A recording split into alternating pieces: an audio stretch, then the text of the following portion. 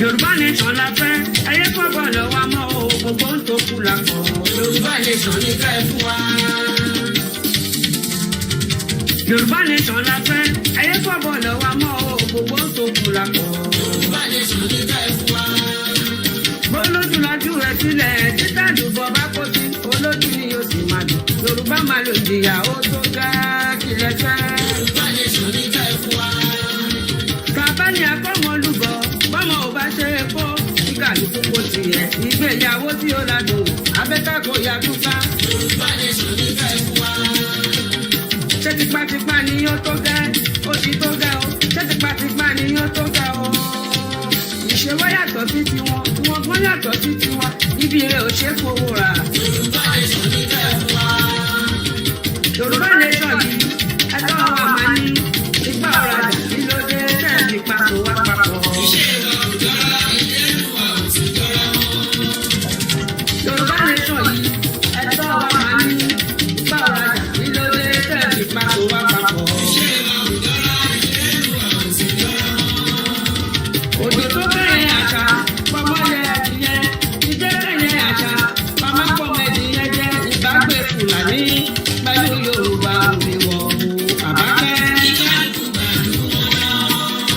Ajá torí ní jùlù, tó wá dípò jẹ́ ń gbó, ó ṣe jẹ́ ní ẹ̀kẹ̀rẹ̀, ọ̀rọ̀ pọ̀ ní ìjẹ̀bọ́, tó rọ́mọ̀ Fúlàní, kì í gbẹ̀mí èèyàn wá, ìbágbé ó bá wọ̀ mọ́.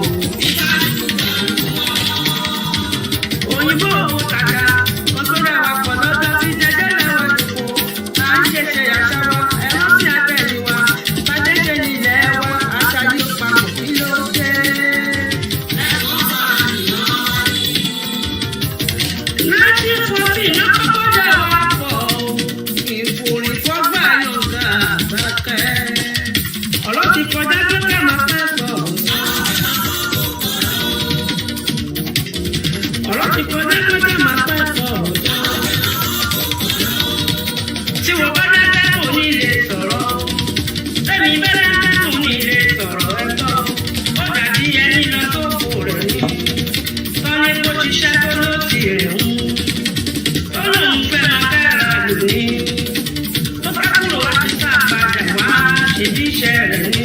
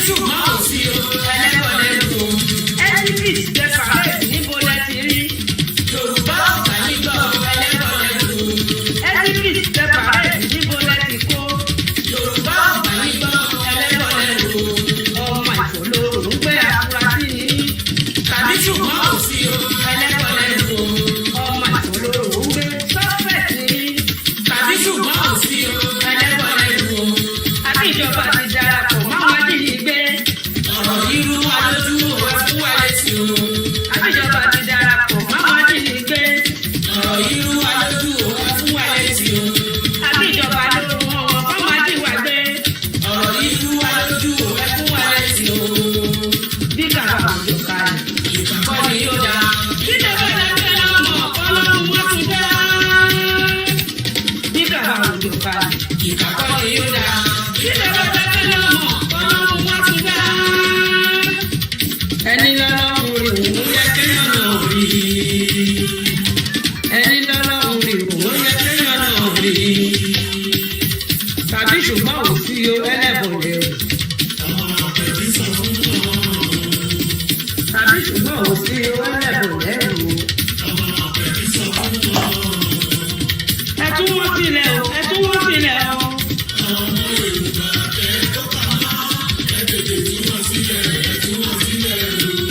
Ẹ tún wọ́n sílẹ̀ o, ẹ tún wọ́n sílẹ̀ o.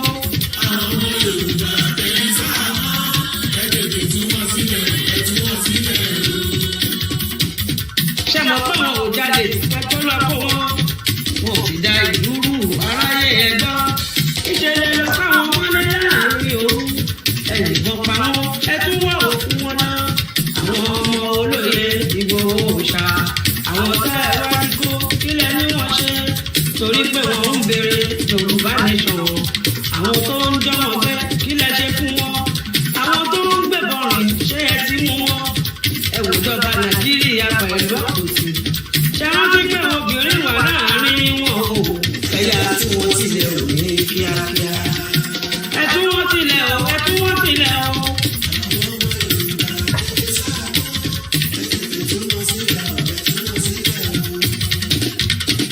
Gbogbo ẹ̀yin ọba, ọ̀rọ̀ ikọ̀ yín ẹ̀ dára mọ́.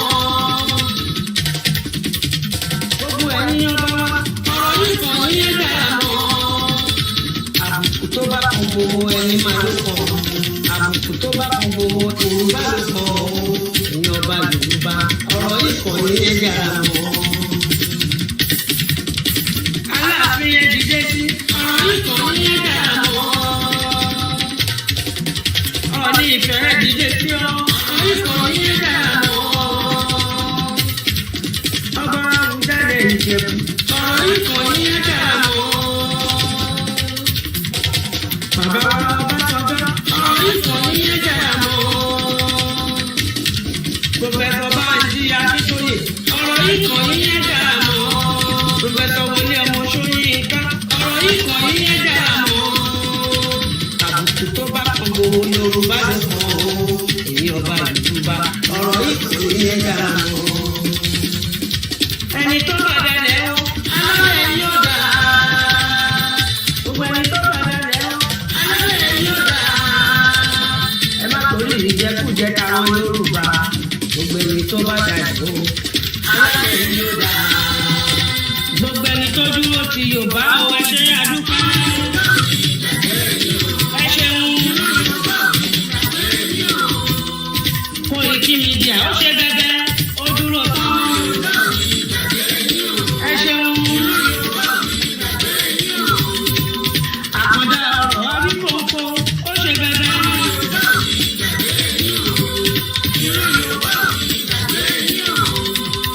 Gbàgede Ìmọ̀gán dúró tán, ó ṣe gẹ́gẹ́.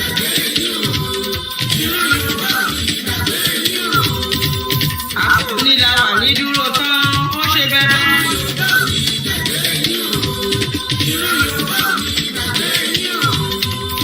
Àtàwọn tó kù wá ní ẹṣẹ́ àdúpẹ́.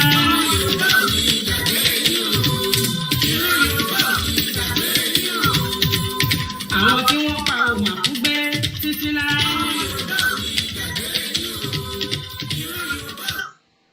And a very good morning and welcome to the Sunday 19th of September 2021. Mo kí wa lọ́kùnrin, mo kí wa lọ́bìnrin. A dẹ̀ dúpẹ́ lọ́wọ́ màmá wa Alhaja Queen Ismot Abeke. Bẹ́ẹ̀ la kí gbogbo àwọn tí wọ́n fi oríṣiríṣi ọ̀nà tó lúkálùkù wá ní to continue to create the awareness and to also tell the international community that the Yorubas are also ready to opt out of Nigeria. My name is Olayomi Koiki, and a lot of you know me as KOIKIMEDIA. I say good morning and welcome as you're settling into the broadcast. I wish everybody a very beautiful morning from here, where the weather looking outside is quite very sunny, and I'm sure wherever we are also having a great time, apart from those in Nigeria that we know are suffering. Ẹni tó bá níyàn wà ní Nàìjíríà tó ń gbádùn kóun náà lọ gbé ní Nàìjíríà kó lè lọ ṣe ìgbádùn yẹn, because a lot of the diaspora that goes home for 2 weeks and come back and tell you Nigeria is working is because they're only in Nigeria for a couple of days and they have the money to spend after working very hard outside the country. They can go back home for a couple of days and then come and tell you all the experience. I mean, that's if they get the good experience anyway. Some end up dying. Not that we are wishing anybody to die, but I've always said your chances of dying in Nigeria is very, very high. There's no doubt about that. Fanfani tó bá gbọ́ èdè tí mò ń sọ yẹn, ó ṣe pé ní Nàìjíríà tá wà lénìí ẹlòmíì lérò pé bí ikú accident ló máa pààyàn, ikú ebi ń pààyàn àbí whatever feel, but terrorist is likely láti pa yín nínú Nàìjíríà. Kò sí nǹkan tẹ́ lè ṣe fún yẹn nítorí pé ìjọba tó ń back wọn tó fún wọn ní support tó fi di pé wọ́n ń pa sójà. Tó bá ti mú tán pa sójà, aráàlú easy láti pa. Aráàlú easy, aráàlú ló ṣe òun, kódà àwọn lọ easy jù láti akọ̀ taking out ni. Mo kí gbogbo wa tí a ti ń wọrí ètò náà, àwọn tó máa wò nísìnyí àtàwọn tó máa wò nígbà tí a bá parí ẹ̀. A dúpẹ́ lọ́wọ́ gbogbo ẹ̀yin tí ẹ̀ ń gbé ètò wa. Mo sọ ní last year, wọ́n rò pé mi ṣeré ni. Mo nígbà tẹ́mi bá sọ̀rọ̀ débì kan, ẹ̀yin bloggers all over the world àti media Nigeria àti paper, ẹ̀yin máa fún wa ní pre-publicity. Ọ̀fẹ́ ni a ní láti sanwó fún yín. Wọ́n ti gbọ́ yẹn irọ́ ni. Tó bá dé ibi tẹ́ ẹ kó dé, wọ́n máa gbọ́ jù bẹ́ẹ̀ lọ. Kódà Garba Shehu gan kọ lẹ́tà. Bó ṣe máa rí nìyẹn. Wọ́n ní bàbá Gọ̀sìmẹ̀ Buhari wọ́n ń lọ United Nations lénìí. Mo ó pẹ́ ìtẹ́wà l'Amẹ́ríkà, ẹ̀yin náà ń dúró dè. Nítorí pé wọ́n lè máa halẹ̀ mọ́ wa nílé, àmọ́ lẹ́yìn odi wọn ò tó bẹ́ẹ̀. Kí àwọn kan dẹ́rù bà yín pé Koiki kìnìkan gbogbo yẹn nonsense ni. Nàìjíríà lẹ ti lè máa dẹ́rù bà wọ́n. Ẹ lè dẹ́rù bà mí níta, ẹ tẹ̀ lè dẹ́rù bà mí gan lórí ilẹ̀ mi. Ebi mo wá gbé sí Nàìjíríà, a wá sílẹ̀ Yorùbá for 6 months 7 months. A máa wù yín lọ́kàn níbi tòlótòló pé kẹ́ mú, a máa wù yín ní, but Ọlọ́run ní fún yín ṣe. Ọlọ́run ní fún yín ṣe. I hope you've seen the topic this morning. There's quite a lot we want to discuss. Mo kí gbogbo wa lẹ́ẹ̀kan sí. Báwo la ṣe fẹ́ kúrò nínú Nàìjíríà? Àwọn kan ní referendum, àwọn kan ní Koiki, ogun nìkan ló mọ̀ sọ. Bẹ́ẹ̀ ni tó mọ̀ ká máa jà pé kò ní síjà, ṣe sílẹ̀. Pé kíyàn kan máa sọ fún wa pé kò ní síjà. Russia gan ní USSR ní 1991 wọ́n jà fún 10 days. Kò sílùú kan tó fẹ́ gba òmìnira. Òmìnira wá jẹ́ gẹ́gẹ́ bí a fẹ́ gba pure water kúrò lọ́wọ́ wọn. Òmìnira ni tẹ́ bá ti gbà ó ti di tiyín pátápátá. But there are also a lot of obstacles. Because there are some countries like China and there are some other countries that might not want the interest of Nigeria to break. Ìkànnì ẹni tèmi ń gbé nínú ẹ̀. Ìkànnì ìlú tí kò ní fẹ́ jẹ́ ká pín òun lélẹ̀. But that will not stop all the awareness, the campaign, and the push. Gbogbo yẹn á máa bá lọ tó máa fi dìjà gbòòrò. Ẹlòmíì ò tẹ̀ mọ̀ ìlú kan tó ń pè ní East Timor. Màá fún yín ní ìlú yẹn láàárọ̀ yìí, a sọ̀rọ̀ lé lórí. 1999 lọ padà lọ ṣe referendum fún wọn tílùú yẹn fi pín nísìn. Gbogbo ìlú yẹn, island yẹn wọ̀ pé 2 million. Wọ́n ti ní òmìnira tiwọn nísìn. Kódà pálí ìlú yẹn tó bá ní gẹ́gẹ́ bí ọmọ Nàìjíríà, ó better off ju Nàìjíríà lọ. Ìlú yẹn ò ju 2 million lọ, kò tó gbogbo Ọ̀yọ́ state. Kò tó abúlé wa kan lórí ilẹ̀ wa tá à ń pè nílẹ̀ káàárọ̀ òjìrè. Àwa ará àwọn tó ń sọ pé ẹ má jẹ́ kógun dé o, ẹ yé máa sọ̀rọ̀ ogun o, ẹ má mẹ́ẹ̀kọ́ fẹ́ máa kọ́ ní lómi ọbẹ̀ jẹ́. Sójà wọ́n pa sójà, wọ́n pa aráàlú, ẹni kò ogun ò tí ì dé. Ìgbà ológun máa dé, ṣó dìgbà tí CNN máa sọ fún ẹ kógun ti dé? Ṣó dìgbà tí BBC àti Sky News àti ITV òfin pé wọ́n ní interest wọn àwọn kíá tógun bá wọlé bí tẹ́ kó dé sí wọ́n máa sọ kalẹ̀, but for now it is still one man fighting. Ìyẹn ló ṣe sọ pé ogun ò tí ì dé. Èèyàn kan ló ṣì ń pààyàn kan. Tó bá di pé èèyàn méjì ń para wọn táwọn jọ ń gbá blow mọ́ra wa, ìgbà yẹn ló máa mọ̀ pé ó ti ṣẹlẹ̀. But for now èèyàn kan ló ń take control lórí èèyàn kan. And that's why they can tell you the international community bí àjà ẹ̀sìn ló ń jà, ìjà ẹ̀sìn ní Kìrìsìtẹ́nì àti Mùsùlùmí. Ṣé ìjà ẹ̀sìn la gbé dání? Ṣé ìjà ẹ̀sìn òun la gbé dání? Èmi ń bi yín ni o. Kí gbogbo ọlẹ́ nǹkan sí. Mi ò ní jókòó síbà kí n máa sọ fún yín pé àníjà. Láyé a máa bá referendum lọ ká máa prepare ká tó fẹ́ jà. Pé àníjà yẹn ìgbà kan máa sọ yẹn síta. Irọ́ ìgbà gbọdọ̀ ti ní sọ yẹn. Èdè lórí ètò owó. Lórí ètò owó ni wọ́n ti ní sọ pé kò ní jà. A máa jà pa.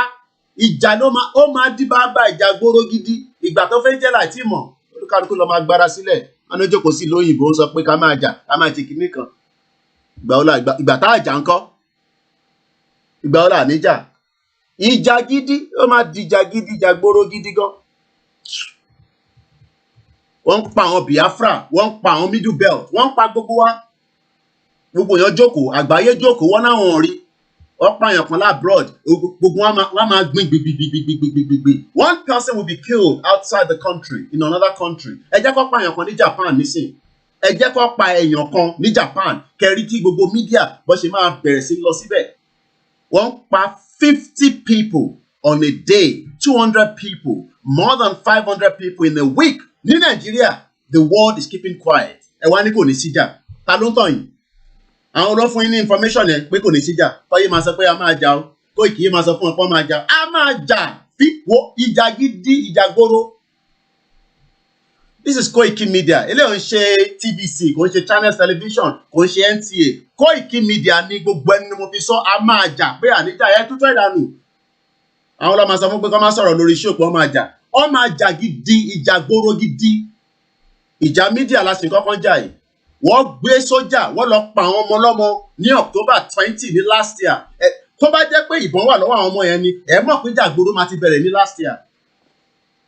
Àwọn ọmọ ẹ̀ táwọn máa jáde nísìnyí ẹ̀rọ kan wá jáde pé wá kàn jáde pé peaceful protest. Wọ́n á gbé nǹkan sábẹ́. Wọ́n kó sójà, Sanwó-Olú kó sójà, Bàbá Gọ́sìmẹ̀ vice president mọ̀ nípa ẹ̀, Buhari mọ̀ nípa ẹ̀, Fáṣọlá mọ̀ nípa ẹ̀, gbogbo àwọn cabinet minister mọ̀ nípa ẹ̀. Ṣé wọ́n ní ọmọ náà wọ̀n mọ̀ pé wọ́n ń lọ bá àwọn ọmọ yẹn níbi táwọn ọmọ yẹn ti ń ṣe peaceful protest? Ṣé àwọn ọmọ yẹn gbé bọ̀ dání náà wọ́n gbé kùmọ̀ dání?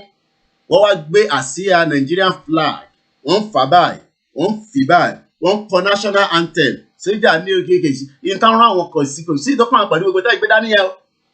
And the world kept quiet. Wọ́n pa George Floyd. Gbogbo Amẹ́ríkà fẹ́ dàbí ìgbà tó yẹ pé ilé ayé ti parẹ́, afẹ́ lè má rí mú mi. Wọ́n pa more than 100 of Nigerians on October 1st and the world kept quiet. Ẹ̀yẹ̀ bí Áfíríkà ni wọ́n, dúdú ni wọ́n. Dúdú ni wọ́n pẹ́ kó tó para wọn tán. Ìyàn ká máa bí mi, má máa sọ pé a fẹ́ jà o, ẹ má sọ yẹn lórí iṣẹ́ o, ẹ má jẹ́ kí wàhálà bẹ̀rẹ̀ o, ẹ má dá wàhálà lẹ̀. Wàhálà ti bẹ̀rẹ̀ ti pẹ́ láti 1960 láti wà nù wàhálà yìí. Bá ṣe fẹ́ yọra wa, òun là ń sọ̀rọ̀ lé lórí nísìn. Let's play the anthem. Once again, a very good morning. Mo kí gbogbo adébíkíbi tí a ti fi kalẹ̀. Ẹ má jà o, okùn ẹrú lẹ máa ṣe títí. Ẹ rò pé àwọn Yorùbá politician yẹn kíá ni. Ìbọn lẹ́rẹ́ FFK. Mo rí nísìn òun àti pátántamí táwa ń sọ pé terrorist ni. Ó ti mú ẹ àti jókòó ti jọ ń jẹun, àwọn jọ ń jẹ dinner. Do you think they care about you? They don't care about you. They don't give a toss about you. Kí o gbóyin káàbọ̀ sórí ètò. Let's go with the anthem. Are you the new fan? Lè máa ṣe advert tí wọn. Ẹ̀ka ti yọ kúrò ká tó dé ibi tẹ́lẹ̀. Here we go. mo kí gbogbo yín.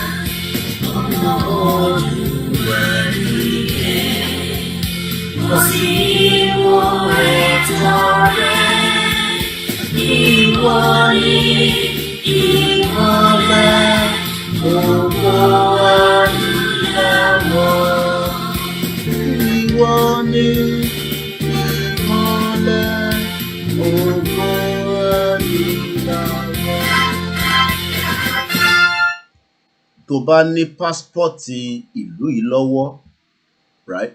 Sórí ìlú tí mo fi fún wọn yìí, òun la máa sọ̀rọ̀ lé lórí. Tó bá ń sọ̀rọ̀ passport gbogbo àgbáyé, tó bá lè wọnú ìlú yìí, mo wá ṣe fẹ́ débẹ̀, problem ti ẹ nìyẹn. But you are more better off than holding this nonsense, jagbajantis, olórí burúkú passport that has made life miserable for millions of Nigerians. Ìyàwó wọn ní ká má jà. Ẹ má sọ̀rọ̀ ìjà lórí program o, ẹ má jájà lẹ̀ o, Kóìkì òun ló máa dógun sílẹ̀, ìwọ wà nílùú òyìnbó, o fẹ́ dógun sílẹ̀, má dógun sílẹ̀ ní Nàìjíríà. Dógun sílẹ̀, mo ti gbọ́.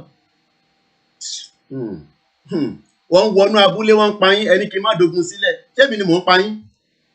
Ṣé mi ni Fúlàní tó ń pa yín? Wá pa ṣégè sí wa lára, má lọ prepare. Wá pa ṣégè, kí la máa fi wá jà ní sí ọ̀rọ̀ ọ̀dẹ̀. Èmi ni kò máa bí. O gbé passport yìí dání, wò ó, ìyà jẹ pápápá sí ẹ lára. Àtẹ̀dúpẹ́ fáwọn tó tẹ̀ ti jáde, tó ti sá jáde ní tiwọn. Lèmi ní passport bíi 3 lọ́wọ́. Ó ti káàkiri gbogbo life span ẹ̀ àti wasted abroad. 30 good years, 40 years, ẹlòmíì ti lọ 45 years. Àwa kan ti ń lọ almost 23 years. Tó bá máa fi pé ọjọ́ méjì nísìn sí ọjọ́ mẹ́ta, a máa pé 23 years táwa náà ti dé ìlú yìí. Ìgbà ó ní iṣẹ́ kò tí súyàn ni. Ṣiṣẹ́ fún queen. Ṣiṣẹ́. God bless the queen o. Wọ́n ti ní ká máa ní God bless the queen. Ìyá Ṣàdé. Wọ́n darí wa papọ̀ ní 1914. A ní ká yọ nísìnyí, ká lè bá nísìnyí for the next generation. Wọ́n kó wa lẹ́rú láti 1750. Ẹlòmíì ò tẹ̀ mọ́, ẹlòmíì ẹ má dájà lẹ́ o.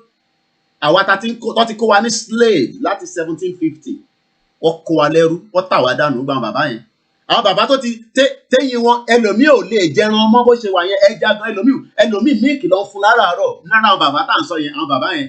Wọ́n jókòó síbẹ̀, à ń sọ pé ká padà sórí ìṣẹ̀ṣe wa, ká padà síbi tí a wà tẹ́lẹ̀, ká padà gẹ́gẹ́ bí ọmọ Yorùbá. Wọ́n ní wọ́n ní Nàìjíríà ní ká bá kú o. Nàìjíríà náà lẹ̀wọ̀n èyí, passport ilẹ̀ gbé dání yẹn, passport Nàìjíríà lẹ̀ gbé dání yẹn. Shit hole country, messed up country. Ó ti mess up gbogbo ayé everybody. Àtẹni tó ń gbé lábúlé o, àtẹni tó ń gbé lábúlé o. Mo sọ fún yín, bàbá tó pa ní last week àbí ó ti pé last week ní sàbí week tó kọjá. Ẹ̀yin tẹ́ wà lẹ́kọ̀ọ́, ẹ máa ní kò kàn yín. Wọ́n wọlé ó di kò dìgbà tó bá pa 10,000 lẹ́ẹ̀kan. Ṣé rí 2-3 tó ń pa yẹn náà, àárẹ̀ náà ni.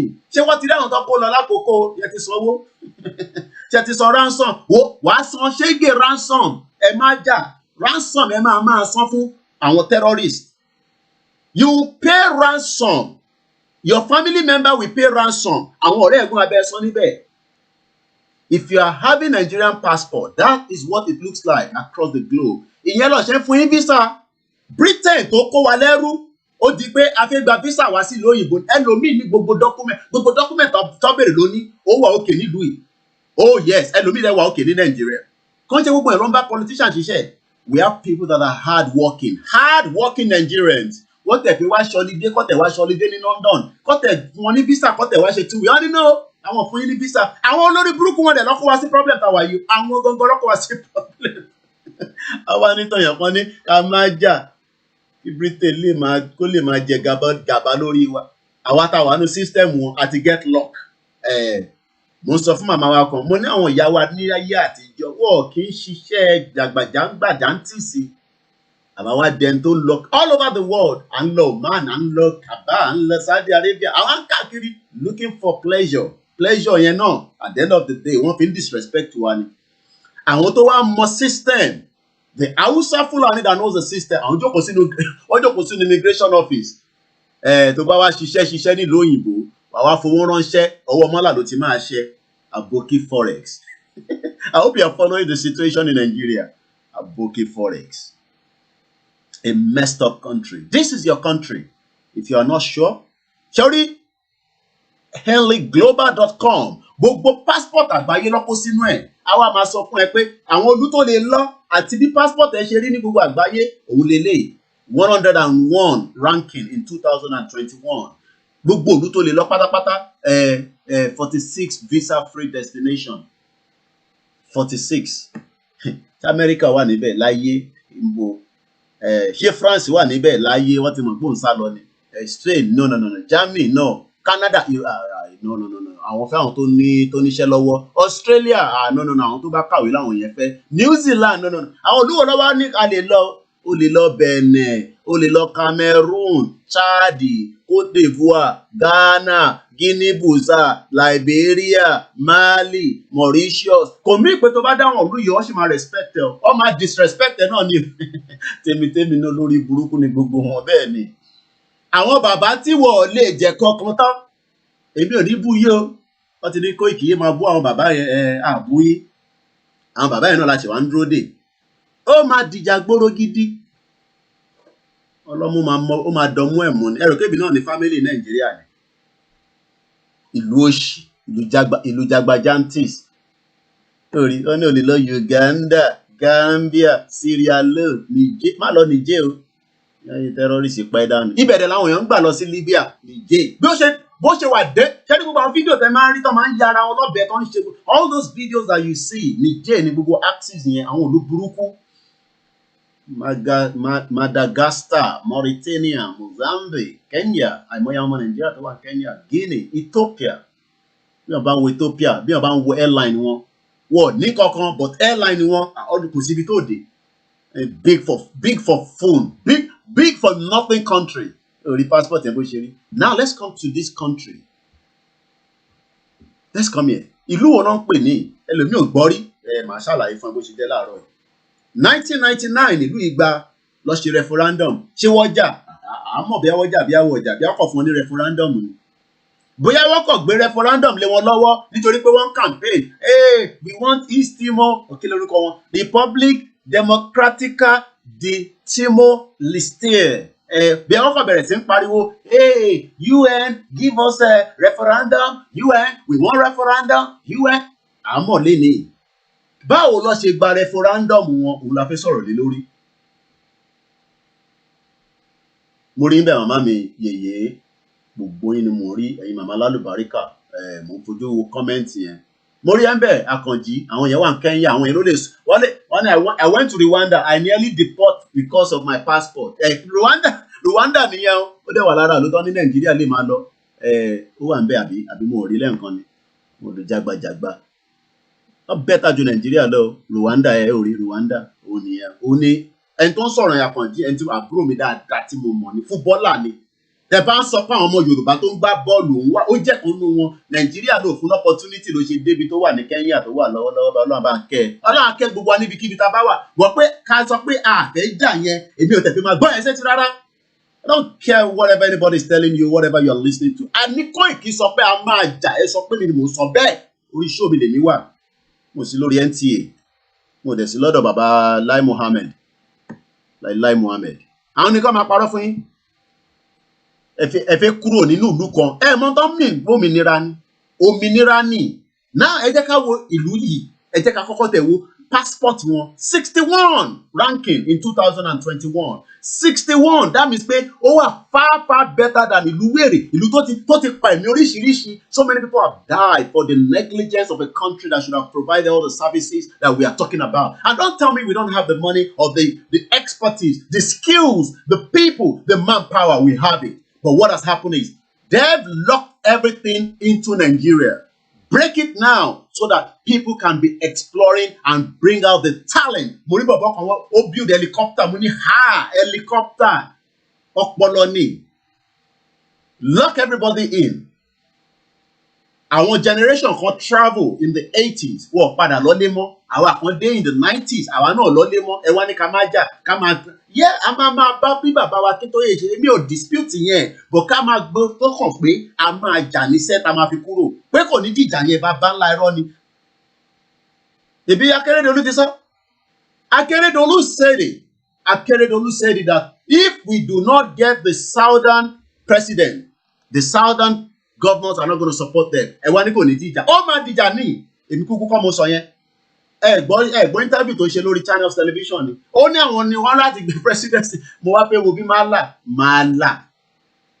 The Western world will tell them that the moment you let the power go to the south, pẹ̀lú gbogbo táwọn ọmọ wọn ń sọ yìí, wọ́n mọ̀ pé tí agbára bá tẹ̀ padà sí south west, a máa fọ́ gbogbo ẹ̀ níyìn náà ni. À ń bọ̀ sí wọ̀ ní gbé fún wọn. So kí la wá ń sọ? Mo rí bẹ̀ màmá mi gbogbo ẹ̀ tẹ́ wà ní France. Ìlú kọ̀ọ̀kan jà ní. Ẹ jẹ́ ká wo àwọn ìlú tí yàn lè lọ tó bá tẹ̀ ní passport ìlú ìlọ́wọ́ pé ó tẹ̀ bí a ó tẹ̀ ó rápálá débẹ̀ mo mọ bó ṣe débẹ̀ ó ṣàpadà débẹ̀.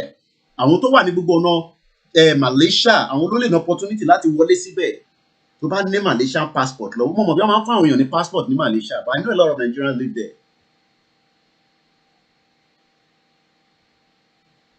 Mo kí gbogbo wa lẹ́ẹ̀kan sí. A máa jókòó à ń sọ títọ́ àwọn kan máa níyẹn ẹ má máa sọ bẹ́ẹ̀ àwa tún máa fẹ́ máa bẹ̀rù federal government gbọ́dọ̀ máa bẹ̀rù federal government mọ́ níbi tá a dé yìí. We are demanding a referendum. Yes, èmi sì dúró lórí yẹn náà mo ní ká má lọ fún referendum. But how do we get the referendum? That's the question this morning. Ẹ mú Lady K, ẹ mú Ọládélé, ẹ tì wọ́n mọ́lé láìṣẹ̀ àwọn èèyàn dẹ̀ ń sùn wọ́n jí àwọn kábíyèsí ń sùn wọ́n jí. Ikechukwu, thank you very much. Good morning.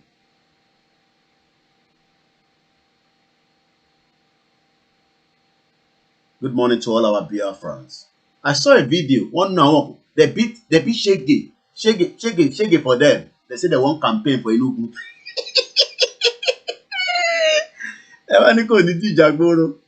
I was laughing this morning. I don't know. I'm sure the people that will now want to go and campaign for any election in the Southeast, they will have to think about it again. They say we are trying to chase Fulani away. You are trying to bring Fulani back to Enugu. A very good morning to everybody. Nibikibiti Etilafani from UAE to Senegal to all over the world. The world is a beautiful place. You go to church, you pray. There's no industry for you to go and work. Are we not mad? You go to the mosque to pray, but there's no job to end up where the prayer will become active. Abimoparo, let's hear this country. Remember, look at the data. I talk about data all the time. I talk about data because it's very, very important. Morimbe, Allah yemi shubawali. Gbogbo yin mama, ayin auntie mi, ayin sister mi, Alhaja Alhaji, happy Sunday. I hope you've all rested well. Because every day there's one news that will break your heart from that messed up country. Let's look at this country. I want us to follow it stage by stage. If you have the passport of this country, they are not more than 2 million. They got their referendum in 1991. We're going to go there in a minute. How did they get their referendum? We're going to be discussing all that this morning as well. I can see every one of you on YouTube. And we already have the numbers building up as well on Instagram. We are live on multiple channels. As we are live on what we call the Mix LR, for those that probably might not have enough data. We're live on Instagram on 2 channels, Olayomi Koiki and KOIKIMEDIA. We are also live on Facebook. KOIKIMEDIA and Koiki Odudua, which is the page that was locked for 30 days by Facebook and it's just come back, I think September the 14th. We are live on Twitter. I hope all my Twitter channels is on. Let's have a look. We are streaming live on 2 Twitter channels, Yomex06 and the Olayomi Koiki. Lady K is now spending close to 3 months in the captives of the DSS. What is her offense? She's just demanding a better country for every one of us. What is the offense of Oladele? They are just demanding that we have a better place called home. When you have this passport of this country, let's go straight to Europe. No matter what in the oceanic side that you can travel with this passport or the Middle East. You remember, look at the index very well, as I'm showing you. Oceanic, Caribbean, Middle East, there's no Europe. You cannot use you cannot use Nigerian passport to get to anywhere in Europe until you need a visa. That is where I want us to look at. There is no European country you can travel with Nigerian passport today. As I speak to you right now, without you have to go and apply for visa. And we are the owner, the indigenous owner of the resources from those in Niger Delta that have everything, but they can still get it. They can't can you imagine that a country where crude oil is coming from Niger Delta and you just say, let me just go to France for the weekend and just go and enjoy. Cloud coded, I can see you there. When I'm looking straight to my screen, because my big screen on my television, which is a massive screen, I can see the comment coming. That's the beauty of technology. We are still being owed behind by the messed up Yorubas, some Igbos, some Hausa Fulani, some Ishekiri that wants to hold the genesis of this generation from not moving forward. So I want us to remember this, that there is no country today, as I speak to you, Lenny, you not fit travel to anywhere in Europe until you get a visa. And we are the 6th largest crude oil producer. Are we not mad on our brain that we have a country like Nigeria, as you call it, the 6th largest, and we cannot travel without passport to anywhere in Europe and return back and say, I'm just going there for a weekend with my girlfriend, if you have the means. Because some of those politicians, you can see them coming to see the mannequin here in London, Tinubu. He's not a mannequin. He's now a museum where people are going to take pictures. Tinubu is still alive, oh, he's not dead, though. And then I see one guy is here in London. Most of them, they are here abroad, though. They're there abroad, though. They won't come back home and live there permanently with their wife, their children. But they will tell you, Jagaban, no lè hey, 2023, Jagaban that is here now as a mannequin. Where people are now coming, Tinubu, I even see Gandola, that 419 Gandola. I told you his son spent 43 million naira. That is just the fee, Owo university fee that the Kano state governor, and we have millions of Hausas.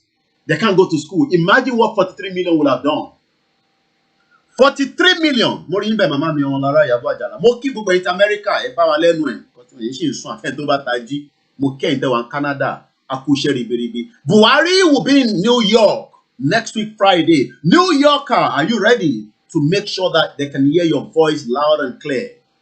But Bagosime will be traveling according to what we are told by Okponu Additional. So focus on this now. Focus on this. Yeah,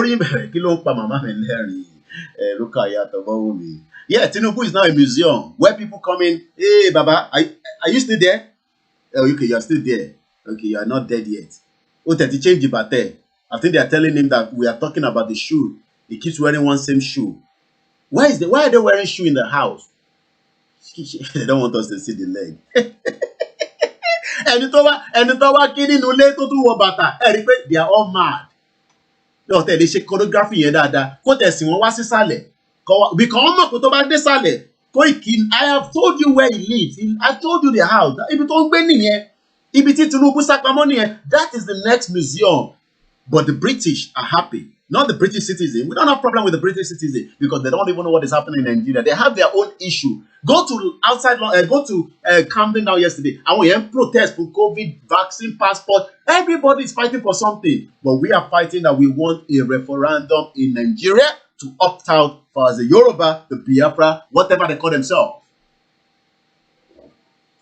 Thank you very much, Alex AA. Good morning, good afternoon. You must support KOIKIMEDIA. People say, why do you ask for support all the time? Because I am a media. Let me first tell you how you can support us, because some people don't know. When you come to KOIKIMEDIA.com, you see media needs funding for so many things that can be done and used. Yes, we will talk about Afar Anadogun and Jumoke. I was looking at a t-shirt I did when Tolu Lokparutile died, and we were going to do a protest on her behalf. And I'm like, wow, 23-year-old, just like that. We'll come back to the passport issue, but this one is important. People say, Koiki, you ask money for all the time. Yeah, because it's my platform. It's called KOIKIMEDIA. Majority of you are paying for TV license with BBC. I don't even remember anybody watching BBC anymore. But we are here to make sure that we continue the good job that we are doing as a media platform. So when you come to KOIKIMEDIA.com, you can do a lot of things. The constitution proposed, not the full constitution. Hey, is that the full constitution? No. It's called proposed constitution. You can download it. It's free. You can go to Fulani attack. You see all kind of glory images. You can go to pictures of different rallies. You can go to Chief Sunday Igboho, and you can come further. And we are still trying to expand. But we need funding. Serious one. Forget about whatever anybody's telling you. Hey, Koiki has done this. Hey, Koiki. What? Media is the only key for now to attack this government. And with the more the media is powerful with funding, the more we can do. October 1st is coming. So when you come here, we talk about this. It's very, very important. This is the way you can support us. You can support us via our Barclays account. Cash App, yes. You can pay through Cash App. It doesn't matter how small, how little. Tesco say every little help. And we appreciate those of you that are already giving us those support. Because it is that so. Look, imagine I wake up this morning and I want to come and broadcast, and I realize my internet at home, which I'm paying a very heavy price, has been disconnected. Important. I have told you, I don't know about any other platform, but I told you last year that KOIKIMEDIA will be used fully until we achieve the Yoruba nation. And we're not changing on that. It doesn't matter how many businesses we lose out, how many people that were working with us before that say, no, you want to fake in Nigeria. It doesn't matter. Don't worry about what anybody is saying from their platform. Don't let anybody divert you. Shut up your mouth there. They can only continue to bark like dogs. Don't have to respond to them. You can support with First Bank, PayPal. And all that support will then be used towards the program of Yoruba Nation. Oh, yes. And also to look after me. Very, very important. Where are we with the passport index? We're still on Nigeria issue. The passport index. Also, they've been asking for support to pay the good work our lawyer, Pelumi Olajengbesi, has been doing. You are paying that directly to him, and you can contact any media. Nobody will give you any different account apart from the law firm account that has been given to us. So, help me. Lawyer tí à ń béèrè fún, torí pé kò tíì pé, it is not yet completed. And we might do a program maybe during this week where we will raise money directly. You'll be paying into that account, but we will be probably live. It will be like, one of those programs. Please do not pay lawyer Pelumi Jengbesi support into KOIKIMEDIA. I have told you my own is different. KOIKIMEDIA is for my own support, which I will continue to ask. I am not a blogger. We are a full registered media, and we've been registered before we started Yoruba Nation. But I am using the platform now to engage fully. And I still have a lot of things that we want to do, both here and the Yoruba land, which I don't have to give any more details. But I exposed not the last time. So this time around, we'll review a lot of things. We still have so much that we can do to underground campaign and whatever you might think of. You think about it, don't ask me. Once again, now let's come to this passport index as we're moving further. 9:39. Time fast spent already. If you have this passport you're looking in front of me, it's a red passport. It's not British passport, but the country is called Repubblica Democratica di Timor-Leste. Tobani passport in Louis. This is the places that you can visit in Europe without needing a visa. Visa free. Visa free. You can go to Andorra. You can travel to Belgium, Bulgaria, Cyprus, Denmark, Faroe Island. You can even go to France and go and see my mother, my auntie, my sister, Rukaya. That's if you have this passport, not Nigerian passport. Don't ask me how do you get a visa there. Don't ask me all those nonsense. But you have to go and fight for it. But therefore, surely the two of a lot of the passport here. You want to in Britain. You want to come to Ireland. You want to go to Scotland. I want to go to France. People fought for that passport. Let us fight now so that the next generation don't have to travel far because our passport is messed up. And if anybody's telling you that our Nigerian passport will be a better place in the next 30 years, 100 years, you are deceiving yourself. You can go to Gibraltar, Greenland. You can even travel to Iceland. You can go to Cote d'Ivoire, Lithuania, Luxembourg, Moldova, Montenegro. You can even travel to Norway. You can go to Portugal, San Marino. You can go to Slovenia. You can go to Sweden. You can even come to United Kingdom. Imagine a country where you have this passport. So if you have this passport now, you just buy a ticket. Just like we were doing in the 80s, until Britain started breaking things down. Oh, no, Nigeria, you can't come anymore. Babangida is messing around. Àwọn ló kó wa papọ̀, àwọn ló dá wa sí ibi tá wà báyìí nísìn. Èmi, ó yẹ kẹ́ maintain ní màmá mi wúrọ̀ láàárọ̀, èmi Koiki. I don't have to give response to all some charlatan individuals or groups of people. I don't want to lose focus. Kódà kọ́ máa ṣe show lórí Koiki lójoojúmọ́, I give a toss. Kò túnú kan lára mi. You can go to Norway, Portugal, San Marino. You can come to United Kingdom. Not with Nigerian passport though, because you're going to need a visa.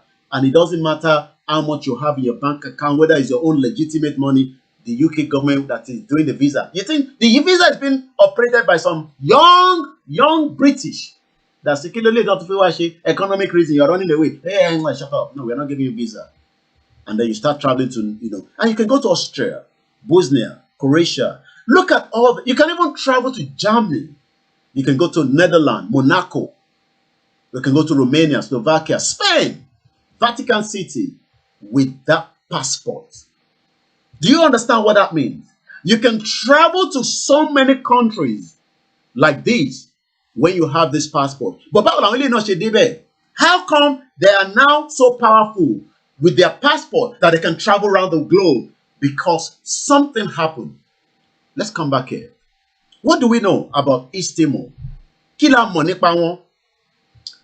What is the background? Kini history? What do we know about this country?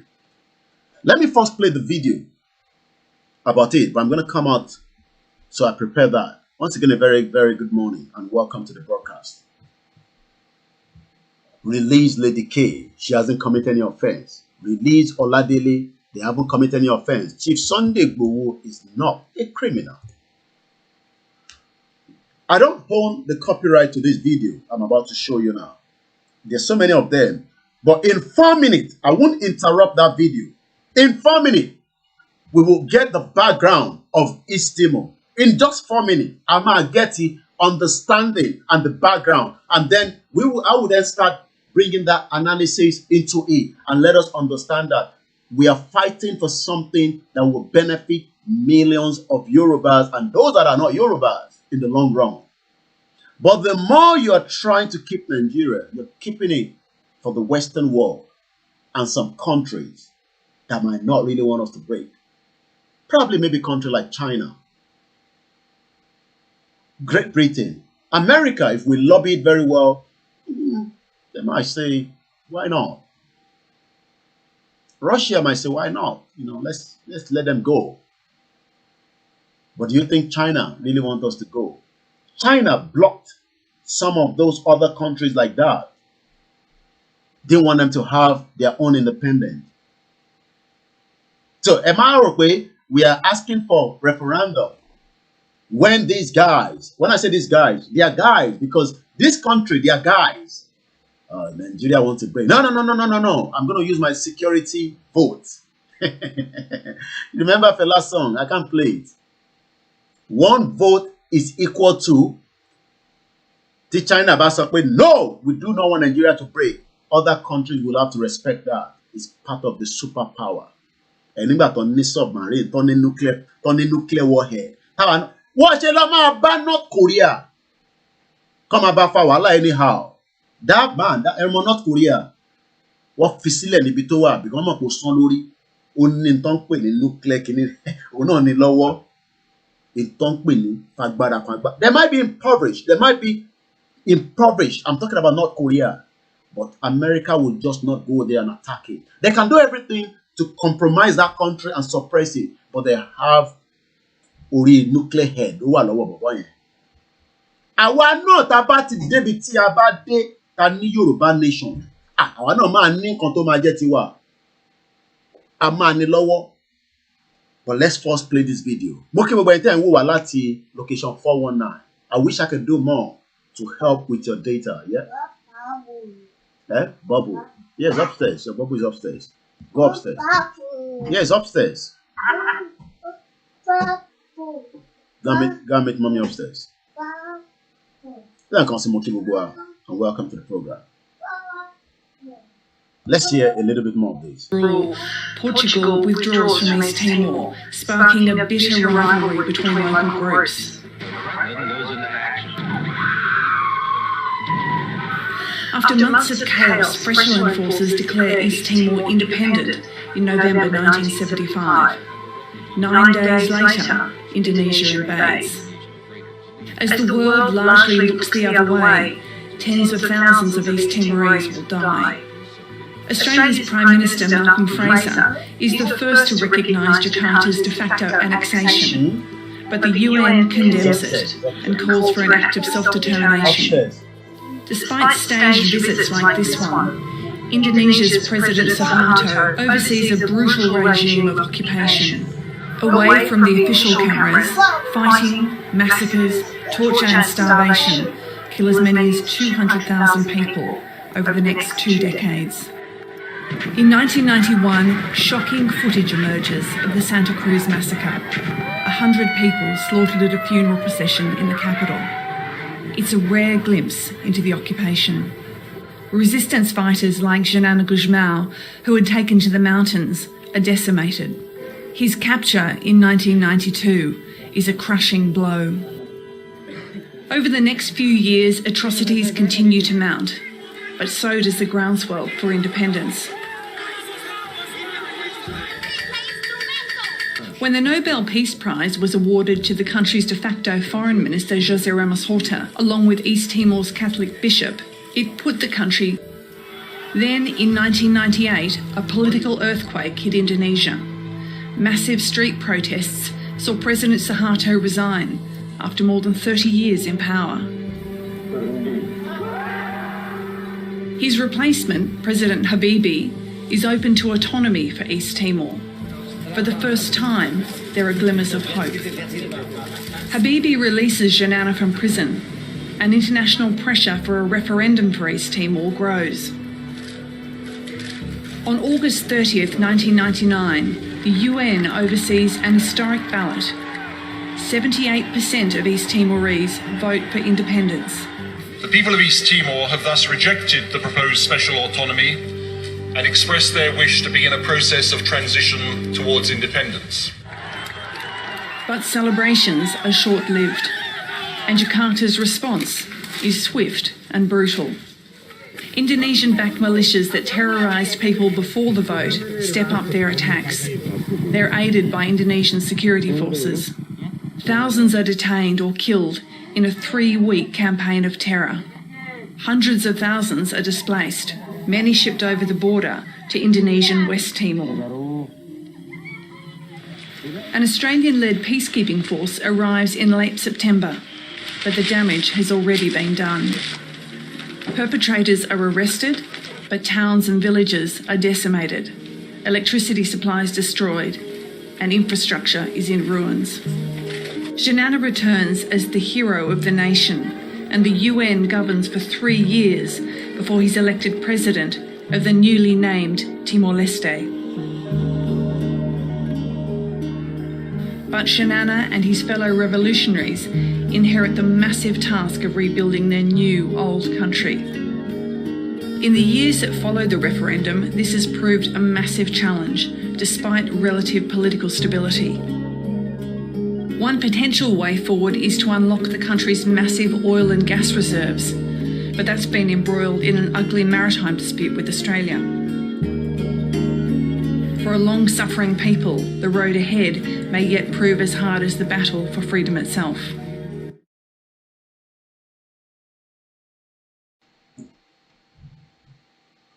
Did you enjoy that? Were you able to pick up anything there from that 4-minute clip?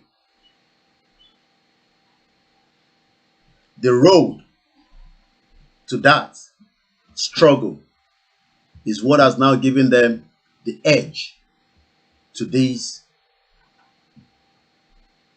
contacts. The road to that struggle that we just played now is what has given them the edge as now a country of their own that their citizens will have to enjoy for the rest of the world. Good morning, Matthew. The struggle that they fought for, that they stood by, and did not allow anything to shake them, is what their citizen can fly in, just buy a ticket, arrive at Heathrow Airport, they stamp it, 6 months, 3 months, I don't know, whatever they give them, they come in and they go back. But you, coconut head, degree holder, PhD holder, you're still trying to run out. But Britain cannot even give you a visa with even your talent and your knowledge. But the knowledge to need, Britain is still going to be asking you, what are you going to do in London? I have family there. Are you coming back to Nigeria? I'm not sure about that too. He's not sure about that because the country has locked our potential. So the question I'm asking this morning to those that are watching us from different parts of the globe is, how do we get to the stage of getting a referendum? What are the process? What are the process? I mean, okay, the 76th General Assembly is going on, Buhari is going to talk, we are protesting, then what next after that? Who can answer that question? We continue talking, yes, we continue to go and protest, okay, we are doing all, then what next after that? Does UN now say, okay, we have now concluded that we can come to Nigeria and give you that referendum? So what is the next line of action? Yeah, coconut belly. And youth is telling me that I'm the one to create problem in Nigeria. Youth, you are accusing KOIKIMEDIA that is the one that wants to create problem in Nigeria. Really? With your coconut hair. But this country that I've just showed you now, that I've got their passport in the front of you, have access to UK. But UK that colonized us knew what we have as a country in terms of our resources. So if we have all those resources, we should be able to get the same visa free to United Kingdom, even up to America or to other countries. But at least to United Kingdom and spend a couple of days, weeks, whatever you want to go to Scotland, go to Liverpool, enjoy yourself, and then go back home. But your life is already miserable. You think your politician will continue to come to London because UK government will give them visa because they have what it takes to get that visa. Oh, you didn't see that one of their freedom fighter was arrested and he almost bought a kind of irewesi in Quebec. He bought, you know the same way in Nnamdi Kanu was killed. Some people say, hey, don't mix Yoruba and Nnamdi Kanu. Hey, shut up your mouth. We're all fighting for the same freedom. Hey, don't mix Koiki Otingbe Biafra at Yoruba nation because Fulani government that we are still fighting and talking about, you are still believing them that they've labeled IPOB as they prescribe IPOB. So for that reason, we must not try to mingle because IPOB is violent. IPOB, you don't know what you're talking about. Maybe on some other show, they will tell you that. Not on KOIKIMEDIA. You might not like them. Does not mean that you like all your own family as well. Hey, don't bring IPOB and this Wahala, ESN, this Biafra, they are violent. That is what the Fulani government is telling you. And with the same Fulani government that we are fighting, you are believing them. I don't understand what is wrong with us. The same, look, even as we know that there's still internal crisis within the Yorubas, you are talking about Biafra, they are violent. It's because we are still waiting for Jagboro to daru. Till Jagboro bade, you will understand the language that the referendum will come quicker. You think referendum is they're just going to give us referendum like that? Who tell you that? How do we get the referendum? Who can come out and tell us this is how UN will come and give us the referendum, just as they gave it to East Timor in 1999? That was about 22 years ago. Almost 22 years ago, this country got their referendum, but there was a kind of a skinship fight. It might not be a full-blown fight.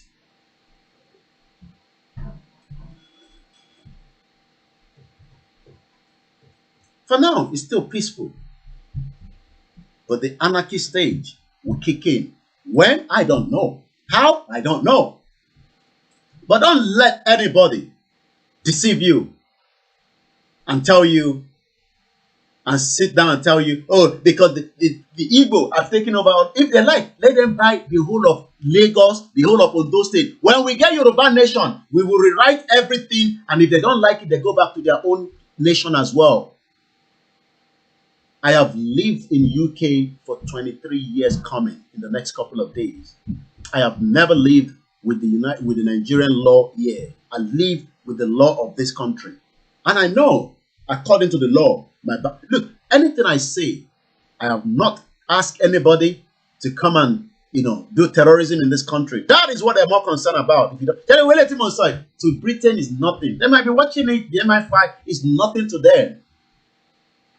It's nothing, because I've not instigated any terrorism in this country.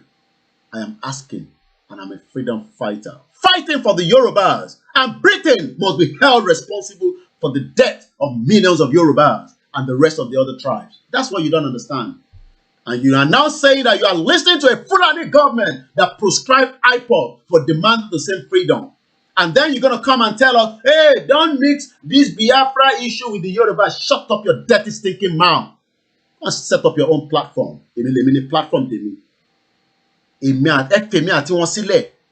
I told you last year, I am not just fighting the Nigerian government. We are also fighting the international community like China that might not want us to leave. Hey, Timor, China is investing in Nigeria and you want them to break up Nigeria. Hey, Timor Jatombo.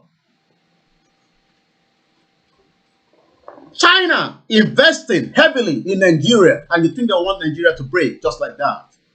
East Timor, got that referendum they were asking for in 1991 or 1990, sorry, 1999. I beg your pardon. But just like Chief Sunday Igboho did nothing more than demanding the right. Even Professor Wole Soyinka Ojogbon, a learned man, say, why the public, why are you listening to this Fulani government? Igboho was only fighting. You want me to play that video again just to refresh our mind? Igboho was only fighting for the right of his people. And now he's been detained because the Fulani government put a mark on his head. But the outcome will be for our own benefit. Just like we saw one of the resistant fighter, the guy, let me show you his picture again in that video. We just watched that video just together now. Let me show you his face. He was also arrested. And that almost brought a kind of, the guy that fought for us. Into the occupation. Let me show you the guy again. Let me show his face. He was also arrested. But in the end, he was the same people that is now fighting this guy. He was also arrested. Morimbe Mamami Tomilola Agnes. I thought a lot of you are sleeping, or probably maybe you're just coming back from work or you're still at work. So many people working tirelessly around the globe, but there's nothing called home. Teribi, when she arrested Mazina, it's not the first time. We have told you. Oh yes, Opa wa lokan je, o fi wa ni rewesi kokan. Baba wa Igboho, àwọn lo ma mú mọ́lẹ̀ yẹn ní Benin, ìgbà wo lo ma fi wọ́n lẹ̀. It's only asking for self-determination for the Yoruba. Koiki wọ́n ló kó bá wọn, Yorùbá ti jẹ́ kó máa jàjà Fúlàní tó ń jà nìkan ọ̀dẹ̀. Orí yín ti gbálẹ̀ gbogbo yín. Because you don't understand the magnitude of what we are. We are dealing with a Fulani government that does not want the Yoruba to stand on their own.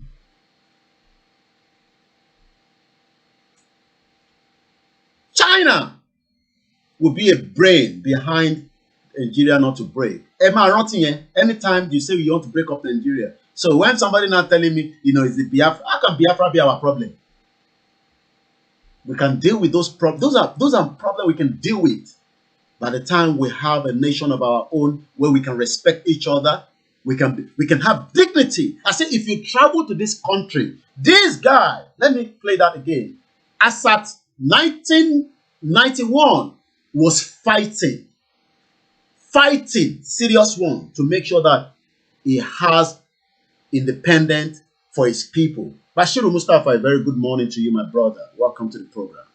I cannot see you without mentioning your name. Resistant fighter. Did you hear the name they gave him? That means Chief Sunday Igboho, another resistant fighter. In a peaceful way. We haven't committed any crime. We haven't tell anybody to go and kill anybody. But we are resistant fighter that wants a peaceful exit out of Nigeria. That's if they give us.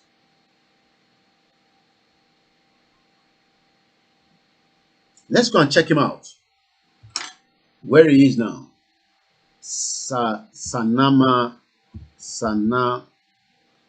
What's the spelling again? Sanana.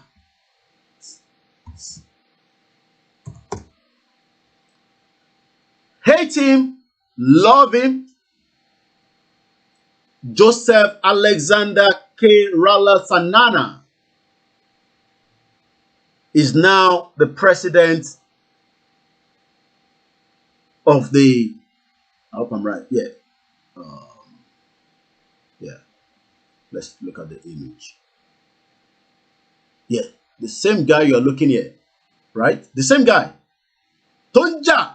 But no, and he said Yoruba, they are not interested to be part of any other country. They want to stand on their own. Just the same way Nnamdi Kanu is fighting the middle belt, and whoever wants to opt out, even the Arewa, if they like me, they fight as well. This was him then. And as you can see, Exana returned as East Timor Prime Minister. Did you see that? Country first president and former prime minister says coalition controls 34 of the parliament 65 seats. Timor was elected the country's first president in 2002, then served as a prime minister from 2007 until his resignation. Our own people will not even resign. Oh. They want to die there. They want to be there forever. Jagagbantis, Jagba nonsense. Morimbe Ojo Samuel Babatunde. Mo kí gbogbo ẹ̀yin tí ẹ wà ní Nàìjíríà tẹ́ ń gbọ́ wa. Mo kí gbogbo yín pátápátá. On Instagram, on Twitter, on LinkedIn. We're not live yet on LinkedIn. I don't think they do live yet. Yoruba Nation, not going back. Lady K, still in the hands of the 419 government. This man, less than 22 years ago, has now put in their country in the world map where they can travel down to UK without a visa. You. What has Jagba nonsense, what has it done for you? Jagba Were, that was Lagos State Governor, the APC national leader. What has he done for you? After all the years they've been, you would think that people that fought like that during when, the Nadeco, that they will hold firm, hold firm. But they are more interested. Come where and you go on Instagram now. You see all these 5,000 naira people waiting for Sheyi Tinubu to just give that. Just dash me, please. Just dash me 100,000 so I can. I saw one yesterday. A comment. I think under where they took picture of Tinubu, the Money Queen, the new museum in UK. The new museum in UK. And people around really want to saw the God. They will put this man. Yeah, I didn't even know. I'm just looking at it for the first time. Because as you're doing a program, because Google is there, you can continue to do the research. And if anybody wants to add to the conversation, I would open the phone line. You can do so. Maybe somebody out there. +4475 94050 979.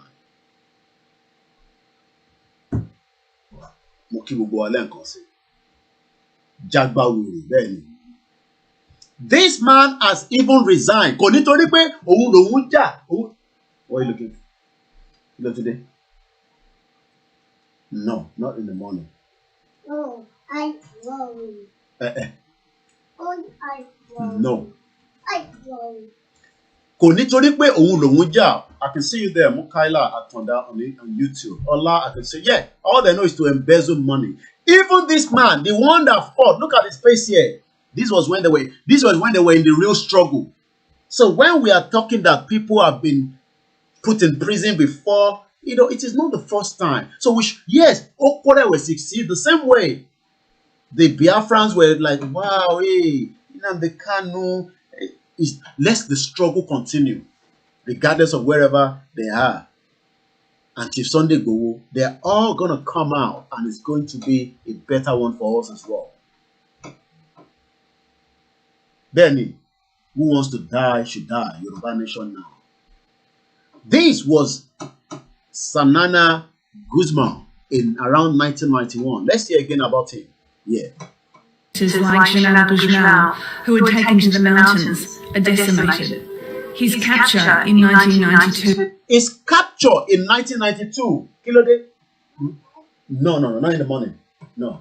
Bye-bye. Upstairs. No. Back upstairs. No, you're not having any Eddie. The two of you. Close it now. No. His capture in 1992, I'm sure all his supporter would have been like, wow, yay, Musbala, wow, good morning. Nibat Omubo boy in 1992. Compare 1992 to now. This was him now. Okay, we have a caller that is coming from US. Let's hope he's connecting. Hello, good morning. Good morning, Koiki. Yes, sir. I love your spirit this morning. Thank you very much. May God bless you and your family. Amen. Amen. Sherry, bí ọ̀rọ̀ ṣe ń lọ yìí, mi ìfẹ́ jẹ́ kí ọ̀rọ̀ tí àwọn èèyàn ń sọ kó affect focus yín. Àwọn èèyàn ò mọ̀ pé a ti wà ní ojú ogun already. a ti ń ja ogun yẹn already. Mo fẹ́ sọ ọ̀rọ̀ nípa lọ́ọ̀yà wa, lọ́ọ̀yà Yorùbá Nation. Àwọn gan ò mọ̀ pé báwọn ṣe ń sọ̀rọ̀ yẹn àwọn ti ń ja ogun báyìí. Lọ́ọ̀yà wa gangan tó ń sọ̀rọ̀ yẹn tó lọ ogun tó ń ṣe, òun gan ò mọ̀ pé ogun gangan ló ń jà. Ọ̀rọ̀ tá à ń sọ gan, ọ̀rọ̀ ẹnu gan ogun ni. It's called media war. Mo ṣàlàyé ẹ̀ níjẹta. It's called media war. A ti ń ja ogun yẹn already. Ẹni tó bá fojú sùnùkùn wọ́ ẹ máa mọ̀ pé àwọn tá à ń bá jà. Àwọn alágbára tó ń fi agbára báyàn jà tó fi dun ẹ̀tọ́ ènìyàn ọmọ ènìyàn ní. Ojúbọ̀rọ̀ kọ́ la fi ń gbọmọ lọ́wọ́ ìkùrọ́. Ibùn gan Ọlọ́run Elédùmarè gan nínú Báíbù wọ́n jà. Ọ̀rọ̀ tó bá ti di ọ̀rọ̀ ilẹ̀ wọ́n jà, Dáfídì jà. Àwọn èèyàn fẹ́ máa wò pé bí Ọlọ́run gan ò kì í jà, Ọlọ́run náà máa ń jà. Ọlọ́run Elédùmarè òun gan ń jà nínú Báíbù. Tó bá ti jẹ́ ọ̀rọ̀ ilẹ̀ ogun ni. Ẹ wo Èkó gan ẹ fẹ́ gba ilẹ̀ ẹ ra ilẹ̀. Àwọn ọmọ onílẹ̀ wọ́n máa dìde fún yín, wọ́n á gbébọn jáde, wọ́n á gbé ògùn jáde láti fi bá yín jà lórí ilẹ̀ yẹn. Ká má ti sọ wípé nǹkan tá a fẹ́ gbà, nǹkan tá a dẹ̀ fẹ́ gbà, nǹkan tó lágbára ni. Torí pé kí ni ògo ó wà ní ilẹ̀ Yorùbá yẹn. Bẹ́ẹ̀ni. Àwọn tó dúró sí orí pé bí ká má lọ yẹn, ó rí nǹkan tí wọ́n ń pín bẹ̀. Àwa la ò ní gbà. Bẹ́ẹ̀ni. Because ọ̀rọ̀ yìí ó dàbí pé ẹni tó bá ka ìtàn Fágúnwà, àkàrà ògùn nínú igbó irúnmọlẹ̀, ọ̀rọ̀ yẹn ó fẹ́ dàbí àwọn lọ sínú igbó irúnmọlẹ̀ láti fi lọ gba ire fún ìlú wọn. Àwọn méje ni, akọni méje ni. Oríṣiríṣi nǹkan ló ṣẹlẹ̀ nínú igbó nígbà tí wọ́n wà nínú igbó. Mi ò fẹ́ wípé kí gbogbo ẹ̀yin tẹ́ ẹ̀ ń sọ̀rọ̀ yẹn tẹ́ ẹ fẹ́ gba òmìnira fún wọn yẹn ẹ má jẹ́ kí ẹ má sinmi nípa agitation tẹ́ ẹ̀ ń ṣe yẹn. Gbogbo yín pátá lẹ ní ipa tẹ́ ẹ̀ ń kó nípa pé ẹ̀ ń sensitize àwọn ọmọ ènìyàn. Even gan Mọ́rí is a very good tool for this agitation. Járí náà kò sẹ́ni tó jà ìjà yìí rí náà. Lọ́yà tó ń ṣe yẹn gan kò ṣe kéèsì agitation rí náà. So everybody is bound to make mistake. Tí mistake bá wà ká correct ara wa ni.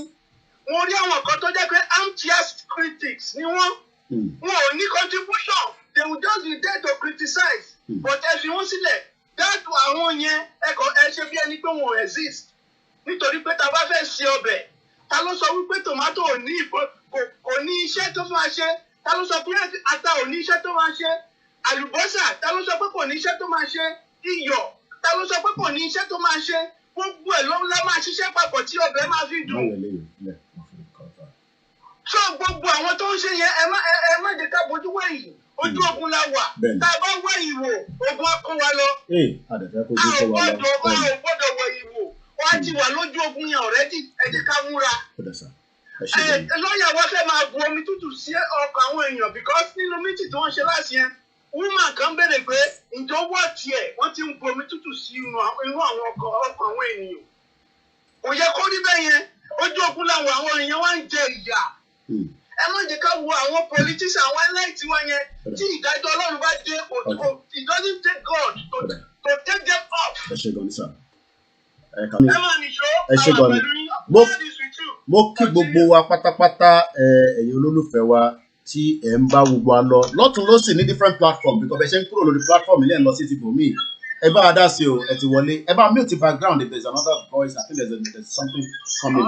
Ẹ mute yẹn pátápátá mọ́ mi. Ẹ mute yẹn pátápátá. Ó ń disturb.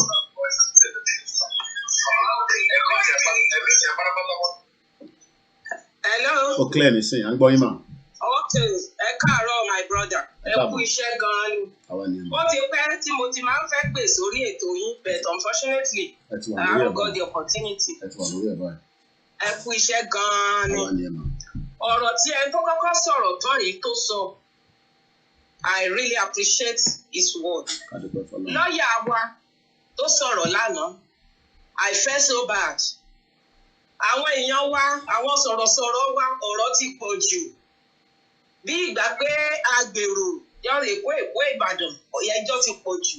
They are making people to lose focus. Wọ́n bu omi tútù sọ́kàn àwọn èèyàn tí kò dára. Lọ́yà wa ti ṣiṣẹ́, we are not there to criticize each other. Nobody is an angel. You are not an angel. Igboho is not an angel. Kálukú ń kó ipa tiẹ̀ ni. We can make mistakes. We can do things wrong. Then we support each other. Ilé ikú díẹ̀ káàtó. Kì í ṣe pé ká bẹ̀rẹ̀ sí ní bọ́ sórí social media. Ká máa condemn ara. Ẹgbẹ́ ìkíyàn sọ kìíní kan, èèyàn kan sọ kìíní kan. That's not right. Yorùbá wọ́n gbọ́dọ̀ fura. Yorùbá Ògúndé ti sọ̀rọ̀ sílẹ̀. Ọ̀rọ̀ náà ló ń ṣe yìí. Àfúrá. A máa rúrúrúrú. A máa ṣe yóyóyó. It's not right. Kọjá ká mọ bí tá ń lọ. Ká focus. They shouldn't. Wọn gbọ́dọ̀ máa bomi omi tútù sí wa lọ́kàn. Kọ́ máa criticize èèyàn. Kọ́ máa condemn èèyàn. Who is creating awareness?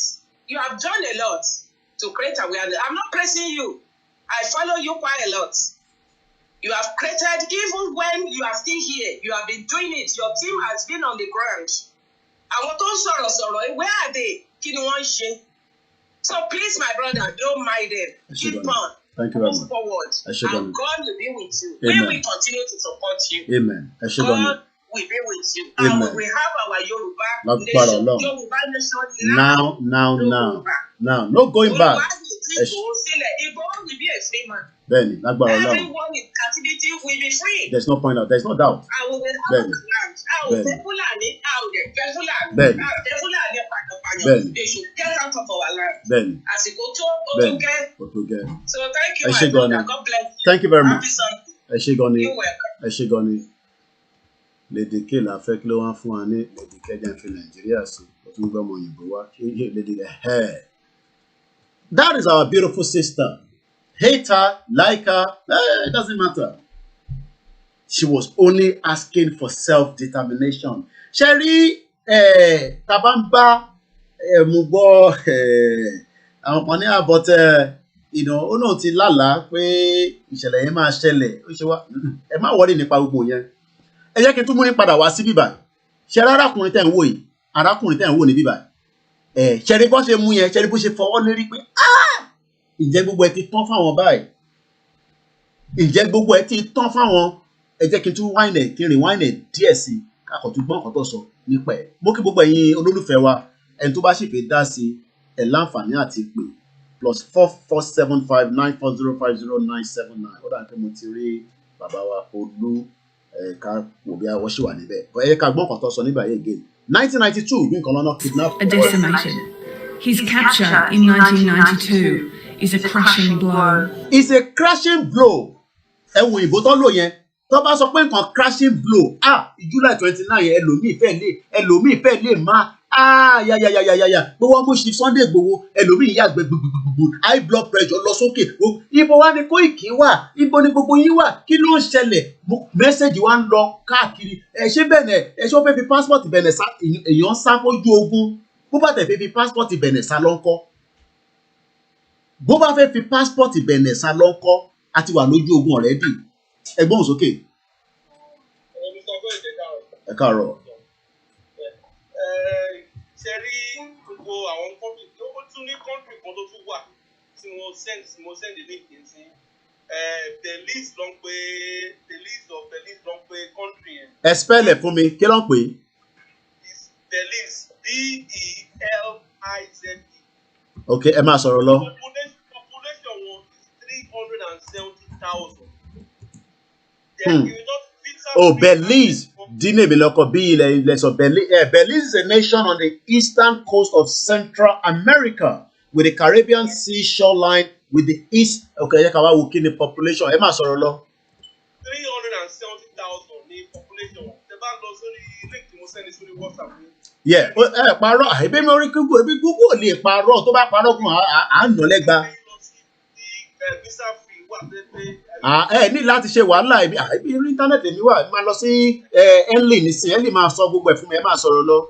United Kingdom is part of it. And all that. So people that are saying how is it going to work? How is it going to work? It is going to work because it's obvious that the so-called Nigerian people are in now is not working. Ben. We need to go and create our own nation and make things work for ourselves. That's it. Àwọn èèyàn tó ń sọ̀rọ̀ pé kíní kan tó ń bí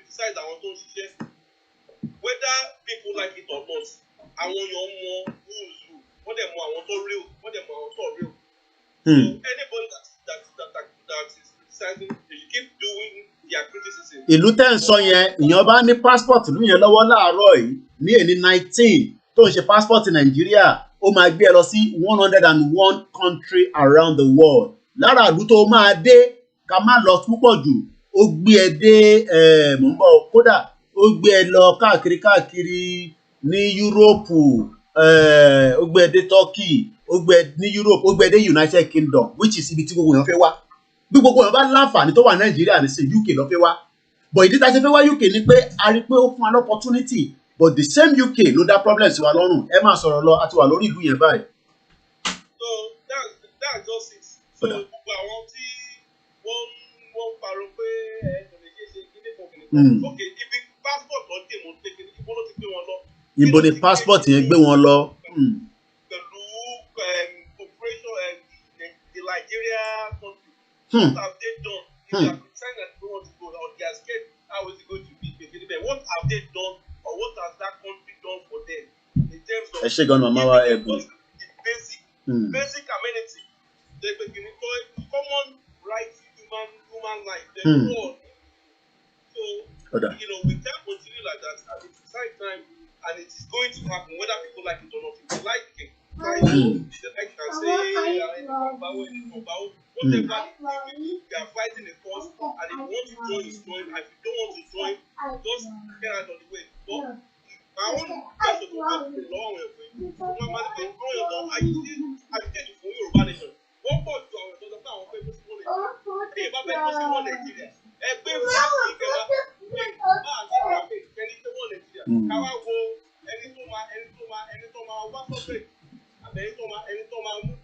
it's obvious for the fact that one Nigeria don't go fly because they will pay. I don't know to pass it. It is obvious that we want to go. The only I want to give our move forward. You can go. We forward. You may want to do one Nigeria. So well, we will keep fighting and we will keep telling but all this you won't give it go. Okay. Yeah. Femi for the that one. Òun rò pé ó lè lọ kiri lọ máa sọ pé mo lè bring Igbo together, mo lè bring Hausa together. He has made his own statement himself. He has said it himself pé ọjọ́ tó ń bọ̀ òun máa rádà kó gbé tóun bá fẹ́ tó lè fi sí pé òun máa rádà nǹkan tó fi sọ yẹn ó dẹ̀ máa mú ṣe. Ẹ ṣe gan-an alájà ọláìtàn mo rí mẹ́sẹ̀gì. He has stood his own self. So the fact to say ẹ ṣe gan-an ni. Ẹ ṣe gan-an ni. Thank you very much, Mr. Olu. So we should not be worried about people moving from one Ben, place to another part. ẹ ṣe gan-an ni. Thank you very much. But the real thing is, it's really hitting them. We are making headlines and waves international and both locally, and we are doing our own thing peacefully. And it's still peaceful, very, very peaceful. We have not been violent at all, and we're still very, very peaceful. There's no doubt about it. Nobody can say pé Yoruba nation is violent. Àfi tá bá fi parọ́ fúnra wọn. But pé ká má kàn sọ pé kọ́ máa link ẹ̀ mọ́ Biafra. Biafra is government ló label wọn pé terrorists ni wọn, they're not terrorists. The main terrorist gangan is there. Torí àsìkò ní ká tún lè fẹ́ lómi láyé ṣé gan ni. Mo rí gbogbo àwọn comment tó ń wọlé náà lọ́tún lọ́sì. Gbogbo ẹ̀ náà la máa sọ̀rọ̀ lé lórí. Ẹ jẹ́ ká lọ sí +965. Ẹ káàbọ̀ sórí ètò. Ẹ bá máa ṣe ní kíákíá kó má ju bí 2 minutes lọ. Ẹ gbọ́ à ń gbọ́ ìmọ̀. Yes sir. Ẹ ká sọ̀sọ̀ yes sir. Àti Kuwait ni mo ti mọ nọ́mbà yẹn bẹ́ẹ̀ ni Kuwait. Nǹkan yes sir. Ẹ jọ advice tí mo fẹ́ fún tí mo wò pé bí a pé ká ṣe ni pé because tán bá ní pé wọ́n gbé referendum dé Nàìjíríà ní ìwò pé bí a ká lọ máa enlighten àwọn yóò wá tí gbé referendum ẹ kì í má jẹ́ kẹ́ sọ̀rọ̀ nù kì í má interrupt ẹ má sọ̀rọ̀ lọ́mọ gbọ́ yẹn. Bẹ́ẹ̀ ni sir. Ipe so that ká lè lọ sọ fáwọn youth wa àwọn youth yẹn tá bá sọ fún wọn tán lọ sí gbogbo àwọn university because ìgbà tí lọ́yà yẹn ti sọ pé self determination is allowed. Ṣe yẹ yìí sà. So èmi wò pé bí ká lọ máa enlighten irú ká máa lọ sí àwọn ọjà àwọn school àwọn student àwọn secondary school pé ká bá lọ máa sọ fún but the question màmá mi ni pé is allowed but ṣé UN máa sọ kalẹ̀ láti wá fún wa ní self determination yẹn ní referendum yẹn òun là ń bá lọ láàárọ̀ yìí nítorí pé tá a bá wo ní Yorùbá náà lè máa ní ọgbọ́n ọlọ́gbọ́n la fi ṣe kí ni because àwọn ìlú kan ìlú tó sì current ká má dẹ̀ tí mu Sudan mo ṣe ń gbé wa lọ sí East Timor láàárọ̀ yìí òun ni mo ṣe lọ ń lo reference East Timor pé báwo làwọn ṣe gba independent wọn débi pé passport wọn láàárọ̀ yìí nísìn ó gbé wọn káàkiri ọ̀gá wọn tó dẹ̀ jẹ́ tó jàjà yẹn gọ́sẹ̀ ó ti resign because ó máa dé àwọn stages kan tí gbogbo èèyàn fẹ́ gbọ́ tàbí accept kó tó lè wá sísàlẹ̀ pé wọ́n máa fún wa ní referendum but àwọn ìlú kan tó wá wà tí wọ́n ní fẹ́ jẹ́ ká gba referendum yẹn màá gbé yín lọ síbẹ̀ tá a bá máa sọ̀rọ̀ Taiwanese yìí ní 2018 ní 2008 rather kí ni China ipa wo ni China ń gbé because bàbá náà fẹ́ lọ bẹ́ẹ̀ ṣe sọ pé ká máa lọ sábúlé ká lọ máa sọ fáwọn èèyàn China náà máa fẹ́ yẹ ká lọ ẹ máa sọ̀rọ̀ màmá yín màmá wa àbọ̀tí lọ ni hello ó ti lè bẹ́tẹ̀ nìyẹn now Sherry, one thing we've got to remember is let me quickly read this for us. Okay, we got a call coming from South Africa. Maybe after this call. Eba ma ṣe ní kíákíá 2 minutes. I go ahead. Àwa ni ẹ. Ọ̀nà àfọwálérè o. Àmín. Yes, ẹ wo nǹkan tí mi kàn fẹ́ sọ láàárọ̀ yìí tí mo fẹ́ kí gbogbo àwọn èèyàn gbọ́ bóyá òye ò tí ì yá àwọn èèyàn dáadáa. Sherry, with the level of morons tani ní politics àwọn politicians wa, the level of their illiteracy and underdevelopment in Nigeria. Sherry, èèyàn tó bá sọ pé wọ́n Nigeria ló ń ṣì wà tẹ́ni ẹ̀dẹ́ kàwé mo fẹ́ sọ fẹ́ni yẹn pé ìwé ẹni yẹn ó useless. Èèyàn tó bá wà Nigeria tó bá lè ṣe wọ́n Nigeria tó bá lọ pé òun wà position ẹni yẹn ó useless o. Èèyàn tó bá náà ní wisdom kóun ní ọgbọ́n tó dẹ̀ ṣe pé wọ́n Nigeria ẹni yẹn ọgbọ́n ẹ̀ wisdom is useless. Because gbogbo àwọn àmìnà kí wọ́n ti pè àwọn gbogbo àwọn politician Nigeria gbogbo wọn pátápátá ó ti obvious wa pé they don't know what they are doing and they are wicked and they are evil they are greedy. So with all these things tó ń ṣẹlẹ̀ ní Nigeria tí èèyàn kan bá yẹn sọ pé wọ́n Nigeria ló ń sì fẹ́ tó dẹ̀ yẹ pé inú wọn Nigeria náà ni ìyá àti bàbá ẹ̀ kú sí tó náà dẹ̀ ṣe wà tó dẹ̀ ṣe struggle up till now tó dẹ̀ yẹn pariwo wọn Nigeria ẹni yẹn kò mọ nǹkan tó ń ṣe. That person doesn't have any sense. He doesn't have any common sense. He doesn't know what he or she is doing. So nǹkan tó ń kọ́ bẹ̀ dá sí mo kọ̀ bẹ́ sọ fáwọn èèyàn nìyẹn. Ọ̀dà ẹ ṣé gan ni alàgbà wa. Thank you very much. Nígbà kan for so another maybe couple of minutes ẹ ṣe sùúrù Mr. NEWY láti Germany. Now we talk about data. Ibi tá a fẹ́ lò kàn nísìnyí ẹ̀. Let me come here quickly. Let me read this write-up of this 2008 Taiwanese United Nations membership referendum. 2 referendums on United Nations membership applications were held in Taiwan on the 22nd of March 2008, the same day tí wọ́n fẹ́ ṣe presidential election wọn. So nísìnyí, bóyá tá bá máa ṣe election Nigeria ní 2023, bí àyẹn ni UM wá sọ̀kalẹ̀ pé okay ẹ ṣe jẹ́ ká tún gbé sí pé àwọn wo ló fẹ́ lọ àwọn wo ló fẹ́ lọ àwọn wo ló sì fẹ́ wà nínú Nàìjíríà àwọn wo ló fẹ́ sí nínú Nàìjíríà mọ́. Ẹ ṣé gan ni màmá mi Mary ọmọ Adé. Let us ask that question. Okay, jẹ́ fún Mr. Ọlálékan kó dáhùn pé ẹ follow program yẹn kan mo ní kẹ́ ṣe sùúrù but okay ó ti cut out. Ẹ ṣe sùúrù gbogbo yẹn lẹ ṣe máa láǹfààní àti pé because analysis ta fẹ́ ṣe láàárọ̀ yìí it's based on báwo la ṣe fẹ́ gba referendum yẹn gangan ibo stage wo la máa dé tó máa fi fún wa ní referendum àwọn ògbésẹ̀ wo la láti gbé ṣàtì ń gbé àwọn ògbésẹ̀ yẹn bọ̀ ni àbí ó kù díẹ̀ àbí kí ló kù díẹ̀ sí because we know that there are countries around the globe that have interest to Nigeria and they might not really want us. Thank you very much. Rohibot UG Television. Julius Tosin, thank you very much. Sorry for the noise of the Oduduwa children. I wish I can do something around them, but because I'm sure some people might like, okay, why not let these kids away from the broadcast? But you got to remember, I'm broadcasting from the house. Kilo tufe? Kilo funny? That's funny. Iṣẹ́ wa fúnlẹ̀ wa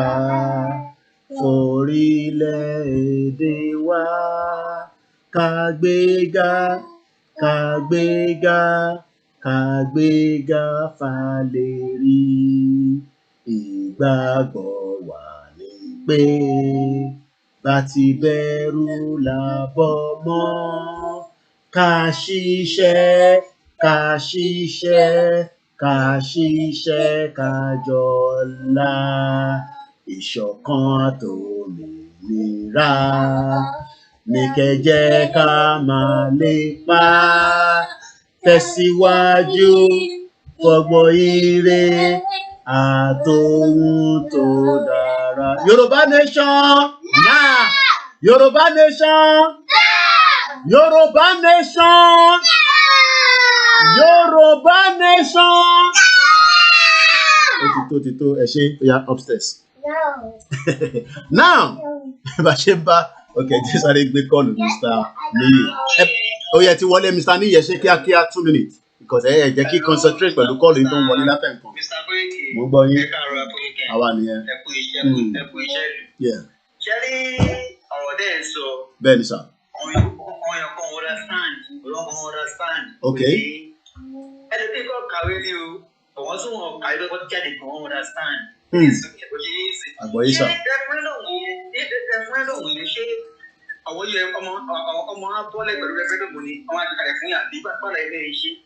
Ẹ̀dá mi ló because ẹ̀dá mi wọn fẹ́ jà wọ́n máa jà ṣé ti referendum tó kọ́ for example sí ìgbà tí mo wà ní Libya àgbà ẹ̀ lọ sí ìjàdá fi tó ń ṣe pẹ̀lú ọmọ olóògbé bí wọ́n tọ́jú ìjàdá fi ṣe nílùú yẹn olóòjà ni ìlú ọmọ ìlú yẹn wọ́n sọ́mọ̀ gan wọ́n fẹ́ ní bẹ́ẹ̀ mọ̀ sí bàbá yẹn wọ́n lè kó bẹ́sẹ̀ ọjà ni o ìjà bí jẹ́ẹ̀tì báyìí orí rẹ̀ ẹ̀yìn ọmọ ẹ̀bọ̀ pa ẹ̀ náà ẹ̀yìn jẹ́ẹ̀tì ní í sè ẹ̀wọ́n ní fídíò máa kọ́ mi sí ètò ìwé ní some people understand that so ọ̀gá ìjà fídíò kan kọ́ mi sí fún àwọn ọmọ yẹn wọ́n ṣé referendum yẹn sí Amẹ́ríkà àtàwọn máa kú fún yín àbí kí ló máa kú fún yín ẹ̀yìn fúnra yín kẹ́ni kẹ́ni ṣe fúnra yín nísàlẹ̀ kẹ́ni ṣe fúnra yín kẹ́ni kẹ́ni ṣe fúnra yín ẹ̀ṣin ọkọ̀ pé ìlú bàbá wa ọkọ̀ máa wá wọ́n á gbà yín kó lórí ìjẹba lórí gbọ́ ó dàbọ̀ jàre. Ẹ ṣé gan ni mo kí gbogbo ẹ̀yin ará Germany mo kí ń bẹ̀ gbogbo ẹ̀yin tí ẹ ti bá wa tẹ̀ ń bá wa fọkàn bá lọ referendum can be pushed but kí ni extent nǹkan tá a fẹ́ ṣe Buhari máa dé New York ó máa kúrò ní ìní adébẹ̀bẹ̀ alálẹ̀ ọ̀la or whatever but ọjọ́ Friday ibikíbi tó bá wà gan yẹ ká lọ máa pariwo lé lórí ní we expect him to stay at the Nigerian embassy Nigerian house in New York ẹ̀yin tẹ́ bá mọ̀ bẹ̀ ẹ lọ máa pariwo sí létí níbẹ̀ but ní Friday next week good morning Jim Lincoln next week Friday we must all be present at the United Nations General Assembly. What are we telling them? There's genocide in Nigeria, there's killing in Nigeria, and the Yorubas and so many of us do not want to be part of that country anymore. And we can do so. But there's some few things that we must also understand when we are demanding a referendum. Because there will be some countries that wants to be against it for their own selfish interest. Let's quickly look at this. I was reading this earlier on. And again, we've got to remember each country is different. We know that. Nigeria is different from Taiwan. Nigeria is different from the one I've been explaining. But nínú ẹ̀ náà láti máa wo òkè tó bá ṣẹlẹ̀ báyìí. Thank you very much, Olúwafẹ́mi Ṣíjúadé. Tó bá ṣẹlẹ̀ báyìí, ṣé a lè gbé báyìí? Ṣé a lè gbé báyìí? Kí làwọn ìgbésẹ̀ táwọn yẹn gbé? It is part of why we are, educating ourselves every day. And it is part of the reason why we are coming out to say this and say that so that our people will be prepared. So that kó má dé bá wa lójijì. Because tó bá dé bá wa lójijì yẹn gan, ní like it. And we've got to be prepared. And that is part of what we are doing. And let me change the background. I think I've got something close to that. Let's see, somewhere there. We are getting prepared. And we have to mobilize. October 1st, ẹ bá wa ní United Kingdom, ní London, ní Wales. Àwọn kan náà máa gbéra láti pẹ́ka ibikíbi tó lúkàdúkú ti fẹ́ gbéra. He who fails to plan is planning to fail. So gbogbo ilé ìtàn ṣe náà nísìnyí is called the media war. So ẹ má jẹ́ kí anybody sọ fún wa pé bye ni. So ẹ ká wo point mo fẹ́ lò ní bíbá. Ní 2008 there was the Taiwanese were demanding a referendum on the United Nations membership application. Because the moment that we are asking for Yoruba nation, we are also demanding to be part of United Nations. That is we cannot rule that out. But since we still have a country called Nigeria, it's a sovereign country, how do you then come out of it officially? We are demanding a referendum because we don't want to fight.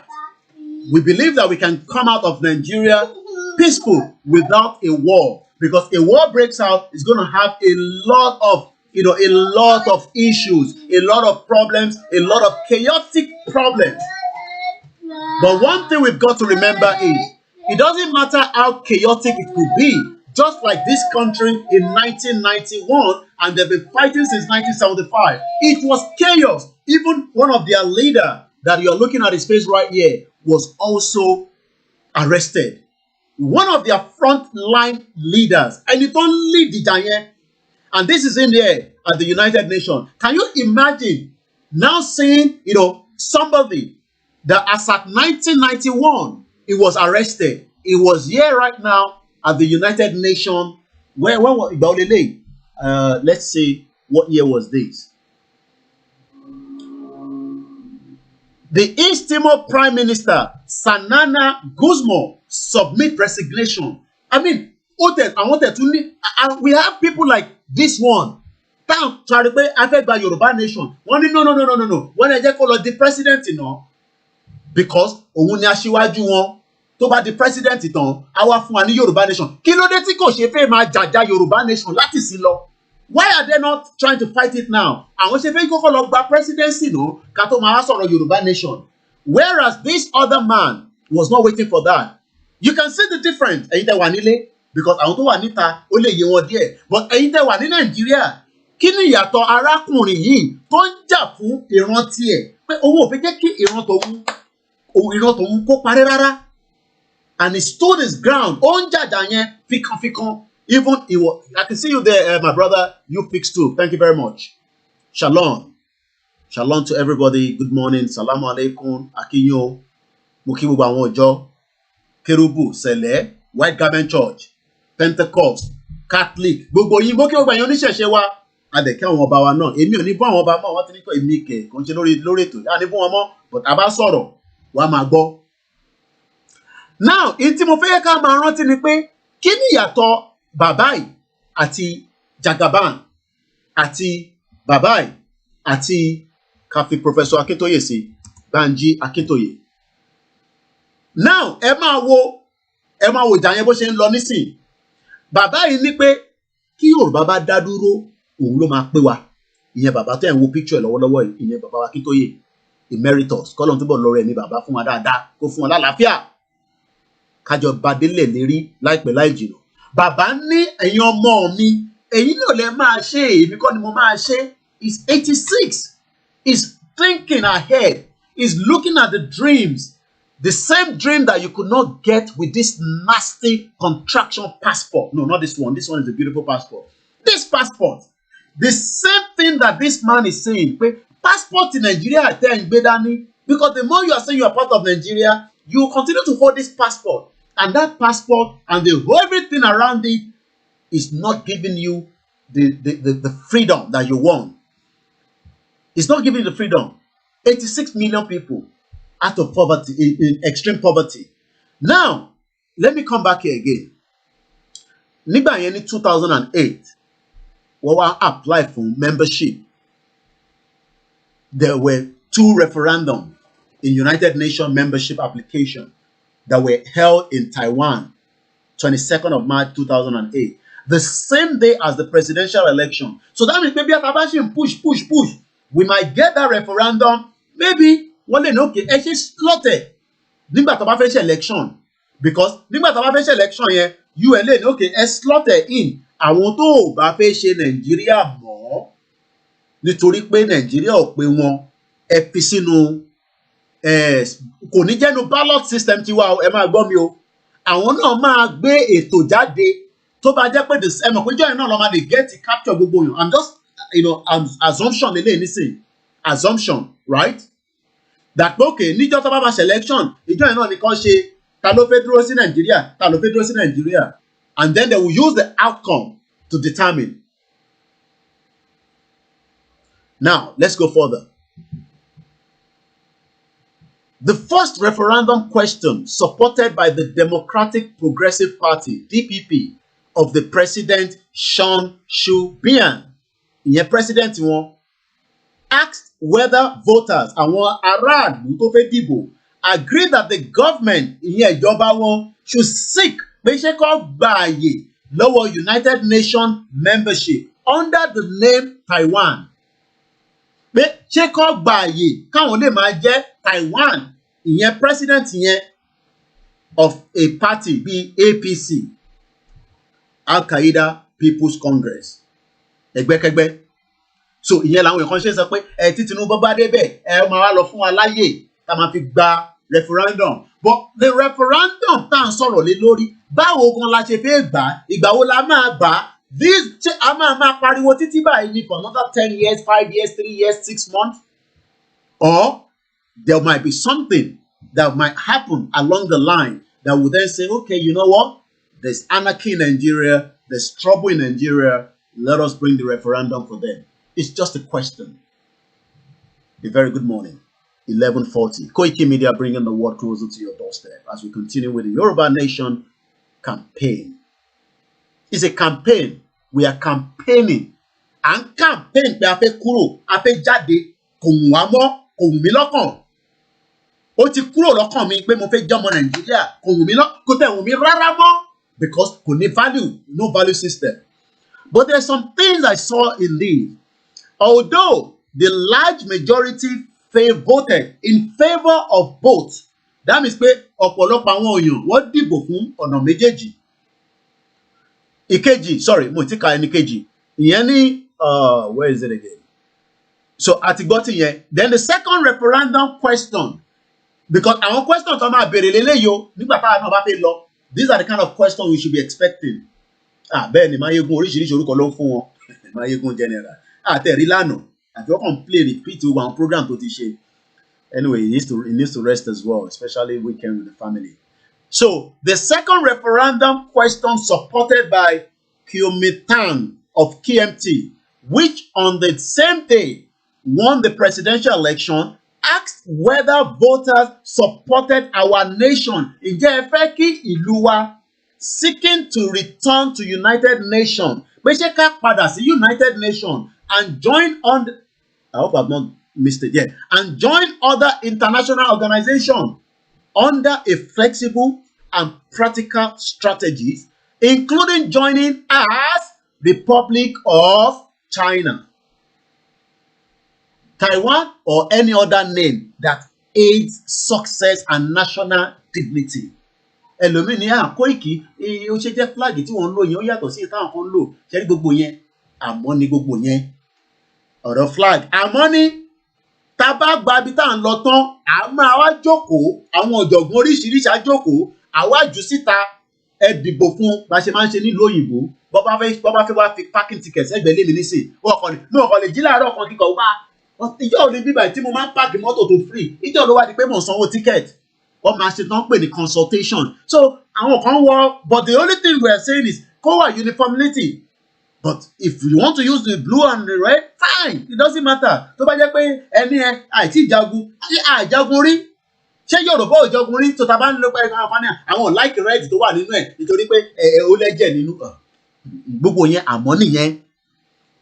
Àníṣe ní 2008 ìlú yìí náà ó apply fún referendum, but there were some obstacles along the line as well, because àwọn ìlú kan náà wọ́n fẹ́ jẹ́ kó dá dúró fún under United Nations. Proposed file was initiated by Yu Chun-kun, the former premier and the chairman of the Democratic Progress Party. The topic was application to become a new member of the United Nations under the Taiwan. In 1971, the People's Republic of China joined the United Nations, replacing the Republic of China and causing Taiwan to become an orphan in the world. What the ọmọ tó níyà bí wọ́n ṣe join wa papọ̀ pẹ̀lú olùjágbàjàgbà àwa di ọmọ tó níyà láàárọ̀ yìí torí pé Nàìjíríà tá wà yẹn who created Nigeria? Èdè wo ni Nàìjíríà ń sọ? Èdè wo ló ń sọ? Now, to become an orphan, to strongly express the will of the people, opinion àwọn èèyàn, àwa náà nísìn wọ́n join wa ní 1914. After tó ti ṣe oríṣiríṣi, wọ́n kó wa lẹ́rú, wọ́n ṣe this, wọ́n ṣe that. Tẹ̀ tí wọ́n fi wá sílẹ̀. After slave, if they've left us as Yoruba people, we probably will not be where we are today. But what did they do? They joined us in 1914. They now also instigate every election and the military coup. Ìlú Yorùbá ló mọ̀ pàṣẹ mọ̀ pẹ̀ tá bá parọ́ fúnra wa. Àti Yorùbá tó mọ̀ nípa ẹ̀, àti Hausa tó mọ̀ nípa ẹ̀. They created us as an orphan. Àṣì wọn sáré káàkiri looking for passport. Tí yóò bá ní passport ìlú ìlọ́wọ́, again, let me show you. You are better off. They are not more than 300,000. But their passport allows them to get to United Kingdom and Ireland without a visa. Simple. Ìlú tó wá colonize àwa. Can't you see that there's a problem? Ìlú tó colonize àwa, tó ṣe jàǹbá fún wa, tó jẹ tí. We cannot get to United Kingdom until we apply for visa. Are we mad? So why should we keep Nigeria? Are we keeping it for these people? Let me go on the Twitter. I'm just trying to move and let us understand, that the more Taiwan Sapafe kúrò nínú Nigeria, Britain is working to make sure that we are in Nigeria. Sam Doc. Let me go to UK in Nigeria. There's a guy. Their job as the embassy in Nigeria is to continue to make sure that we are locked into this UK Nigeria embassy. Okay, the more a lot of us are not on Twitter. I don't know why we don't like Twitter. Why is it that the Yorubas don't like Twitter? Hello, I'm Biafra. What on Twitter? One man fight gidi lórí Twitter ni. But a lot of our people don't like Twitter. I don't know why. Anyway, let me show you something. And what woman, Katrina Land. They are looking. You see? Imata wan pariwo.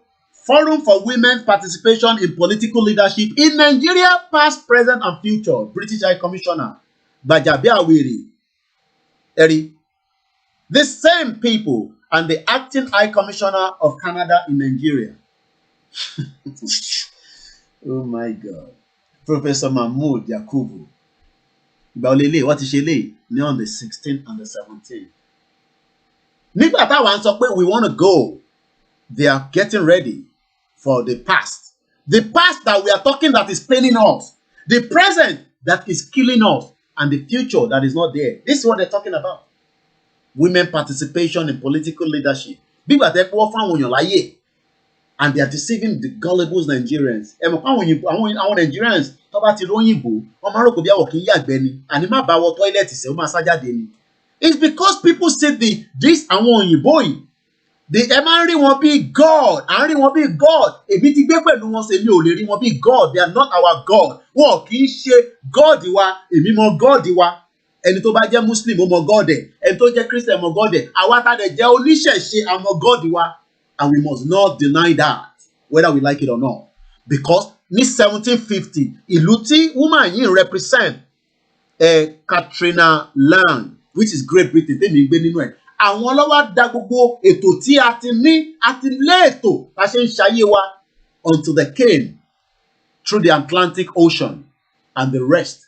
Ẹ lọ wo the journey of African colony. But let me come back here again. While we are talking about, along protest, níwájú 10 Downing Street lójoojúmọ́, wọ́n tẹ̀ sọ pé kọ́ tẹ̀ debate, kọ́ tẹ̀ ṣe conversation lórí is Nigeria going to work? How? Is it not going to work? Should we determine referendum? British High Commissioner in Nigeria is not interested in that. But this is what Sam Nwaboboyenio, ìyẹn ni director kìíní kan, ojú ẹ̀ bí ojú òwìwí, gbogbo wọn bí ojú òwìwí ni. Doesn't matter. Àwọn tá à ń gbé níbi ìbáwọ̀ tẹ̀ respect wa, òfin ló ká wọn mọ́. But in Nigeria, they are killing thousands of Nigerians every day. and they do care less. Àfi kọ́ máa náà fún yín ní scholarship. Àwọn àti ẹ̀ka máa fún wọn ní scholarship. Àwọn one farmer. Britain is giving us scholarship. This is a call from Nigeria. Hello? Hello? Mo wà lórí ètò. Adúpẹ́ mo wà lórí program.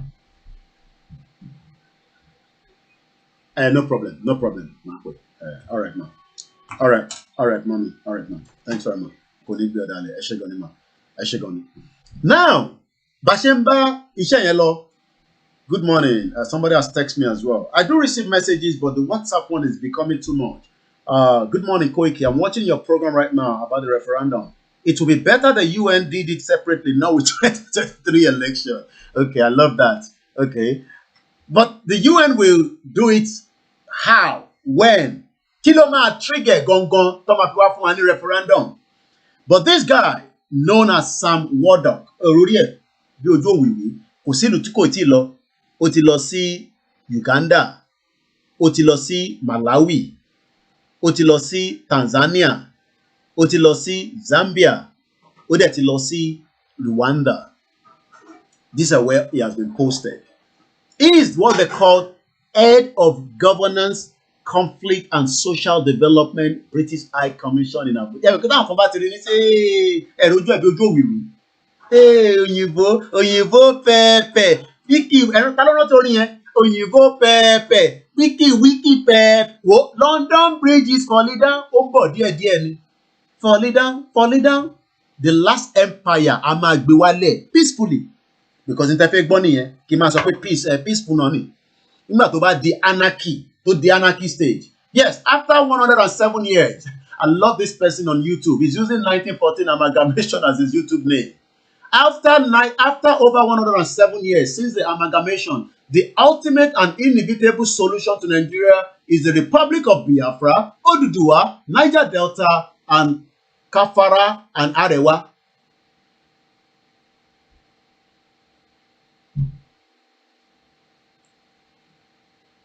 Yeah, I mean, look, let me say this. Somebody just said, don't forget the history, the Igbo-led military coup, which was staged by Major Kaduna Nzogu, destroyed the regional system.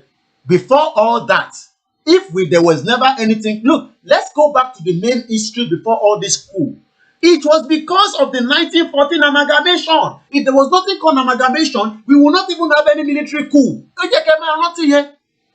Britain was behind all those coups. Forget it. Britain knew about every coup tó ṣẹlẹ̀ ní Nigeria and most African countries. Tí Britain ò bá mọ̀ nípa ẹ̀, Germany mọ̀ nípa ẹ̀. Tí Germany ò bá mọ̀ nípa ẹ̀, France mọ̀ nípa ẹ̀. Every coup that took place in African country, one European country must know about it and funded it and supported it. So they might use Igbo, they might use Yoruba, they might use Hausa, but every coup that took place in Nigeria after the amalgamated, because there was nothing called Nigeria, all that was lie, ironic. So let me come back here again. So now I want us to go back to some of his tweet. 10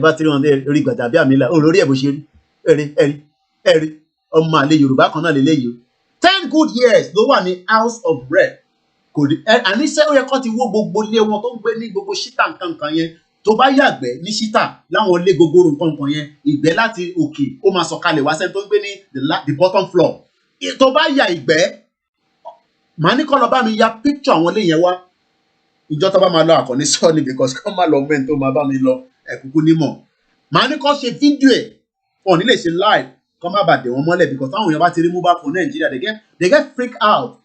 I don't know why people see mobile phone. Hey, kí ló ṣe? What you doing? Hey. Tẹ́ ẹ̀ bá ní kan. Ṣé bẹ̀rẹ̀ ṣe fi hàn náà ni? Àní kó bá ń lọ ya picture yẹn. Ẹ̀ tó bá dẹ̀ mọ picture ilé gogoro current one. Tẹ́ bá lè ṣe fídíò ẹ̀. Ẹ̀yin tẹ́ bá dẹ̀ ṣe fídíò tẹ́ ń send the videos to her in any part of Nigeria. Remember two things that you must always put there because for reference purpose. You must put the date and you must put the time. Today's date now is the 19th of September 2021. The time is 10:53 a.m. GMT. I'm reporting or broadcasting, campaigning from London. Don't worry about where we are campaigning. I was in Nigeria for 7 months. It doesn't matter. I can be in any part of the globe. But what we are saying is, some of these people, like earlier, all they want is like this. People like Joko, I will be microphone. Dani, everybody don't sorrow this thing. I don't think on Gidi Lonso. And sorrow pé àwọn eléyìí jà. This man, look at him. He resigned. I said, "Father, so some Modoko." I was coming here before. In September 2004 was this photo. This was the same man that was fighting for his people. Hey, what a money be by. Hey, they will see. Just like we are worried about Lady K. She will come out and she will still be our hero for life. She's going to come out alive. And to pass away, Nigeria, Britain or Monipa, France, Abidjan, you're wasting your time. They can use Igbo, they can use Hausa Yoruba people, and they fund some of the Yoruba people. Even MK will go clean. MK will go clean. I'm more Yoruba. So, kill a person. But what we are saying is, all that would not have happened if Britain did not merge us together with the nonsense country called Nigeria in 1914. There would not have been any Nigeria to be any cool. And if anybody wants to come and invade us in the Yoruba land, and that is the fight. So in 2014 was this picture. The East Timor independent hero, Prime Minister Sanama Gosmo, resigned as the Prime Minister in February. Friday, Ojo Jimo Oloyin, 6, 2005. And we still have this one that has been there. Only God, 10 years, ló ti wà níbẹ̀. Kò sí wúlò kankan tí ọmọ Yorùbá kankan jàǹfààní láre. Àfi kọ́ máa fún wọn ní 13,000. Yes, we heard about Aaron Smith. We've listened to all that, even in 1959. How Britain supported the North against, and then they coerced and locked in. I don't want to go into that area because I'm not interested in what happened in there. But what I'm saying is, in 1959, Britain coerced, locked us in with a country, and then they even put their hand in our fiddling. My finger, little cardinal finger, Rufai. Continue to follow them and think your life will be better. Your life will become more miserable. Kaduna son, Governor Gandude Gandola, spent 43 million. 18,500 no school to law. So now you can see the difference about a warrior. This is a warrior. One munigba yen. We go wupe. So ma consider only like only consider. I'm not consider any say. Ma gba independent. This man that you can see here, that was well, appreciated at the United Nations. And he has even resigned. East Timor independent hero, just like Lady K, Oladele, and the remaining 10 that went there. Every one of them are heroes, and we will not leave any stone untouched. DSS must release her because she's not a terrorist. She's not a terrorist. So this is this man, right? Dili, East Timor independent hero, Lasanana Gosmo, I might not pronounce the name very well, bear with me, resigned as the Prime Minister on Friday, Friday the 6th, 2015, stepping down ahead of an unexpected restructuring of the government next week. When I now tell you that Osibajo should have resigned, who is telling me that he should not resign? That little finger, short man devil, telling us he's a Christian, we should be praying for Nigeria. When Nigeria is bleeding, he's telling us to pray for Nigeria. I beg, Boben. So, when somebody like this, that you would expect that, let's hear this again. 92 is a crushing blow. Over the next few years, atrocities continue to mount. But even as he was arrested in 1992, he never gave up. He never gave up. Gosmo, 68, is a former guerrilla leader who spearheaded the East Timor drive. Drive here.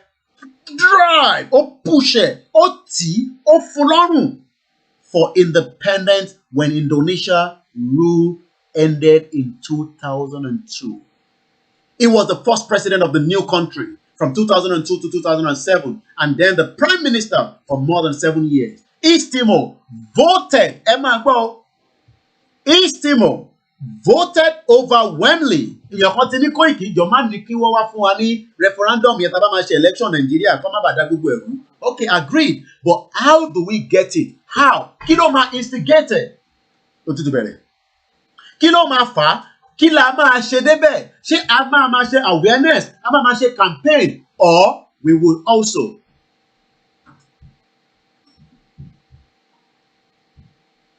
Oh yes, you're quite right. Abel says the regional system government was removed in 1976. Remember that the war was also initiated by the selfish interest of the Northern. The Northern are still fulfilling the Usman Dan Fodio. It's as simple as that. The agenda is not completed. But what we are saying this morning is we want to come out of Nigeria. We all know that. But what are the process? We've started the process. If you look at, let me change the background. I've given you, he who fails to plan is planning to fail. And we have a lot of educated people that even knows better than me in terms of what we should be doing to get out of Nigeria before it is too late. Because the more we keep Nigeria, the more our life will become miserable. It's as simple as that. Whether you agree with us or not, Nigeria is a crime scene. So once again, he spearheaded, probably not him alone, just like our father, Professor Banji Akintoye, is spearheading peacefully.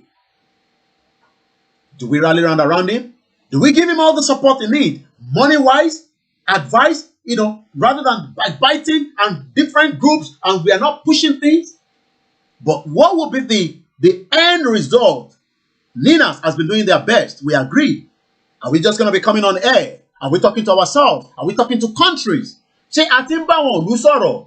Ṣé a ti ń communicate pẹ̀lú àwọn ìlú? Because like I showed you here, if you think that China, in 1971, the People's Republic of China joined the United Nations, replacing the Republic of China and causing Taiwan to become an orphan in the world, to strongly express the will of the people of Taiwan to enhance Taiwan's international status and participation in international affairs. We want to stand on our own. We do not want to be involved in anything called Nigeria. Somebody said, Koiki, cool down. Okay. If you are cool down already, maybe I should drink water. I'm more worried that the Fulanis are planning every day and the invasion will happen overnight. I'm already cool down. Somebody said cool down. My window is open. Fresh air is coming in. My breakfast is being prepared. But I'm not concerned about my people this morning that do not understand what is about to be played by some international Maradonas.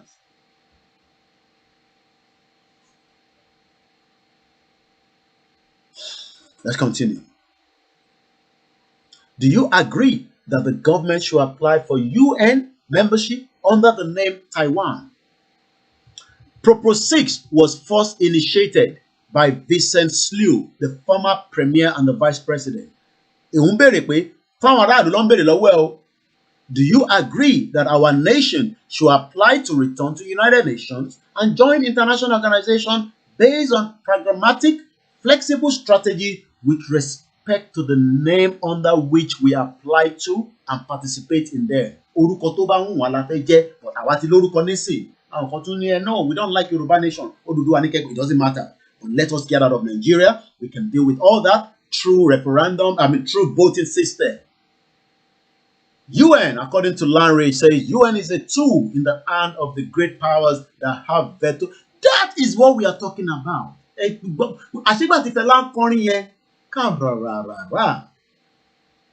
Everybody run. No. No. I don't want to play because YouTube doesn't like us using all this music. But we remember that one vote is equal to. We have some countries that are sitting in that UN General Security Council. They have the veto power.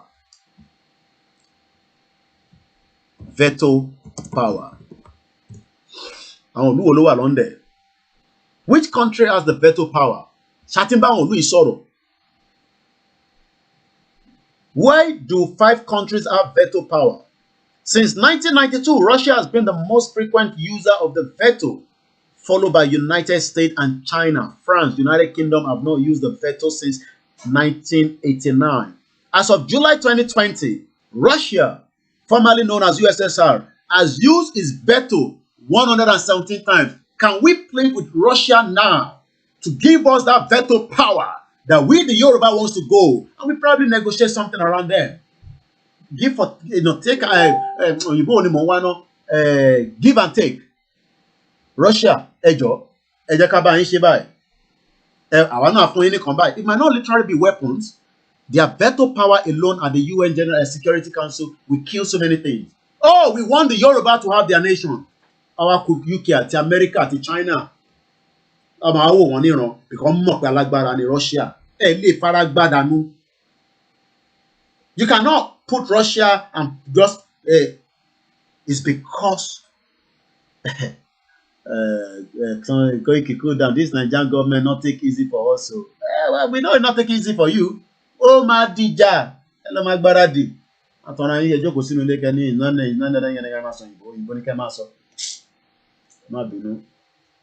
My Instagram tends to finish quicker than I expect. I don't know why, and that is why I have to start it again.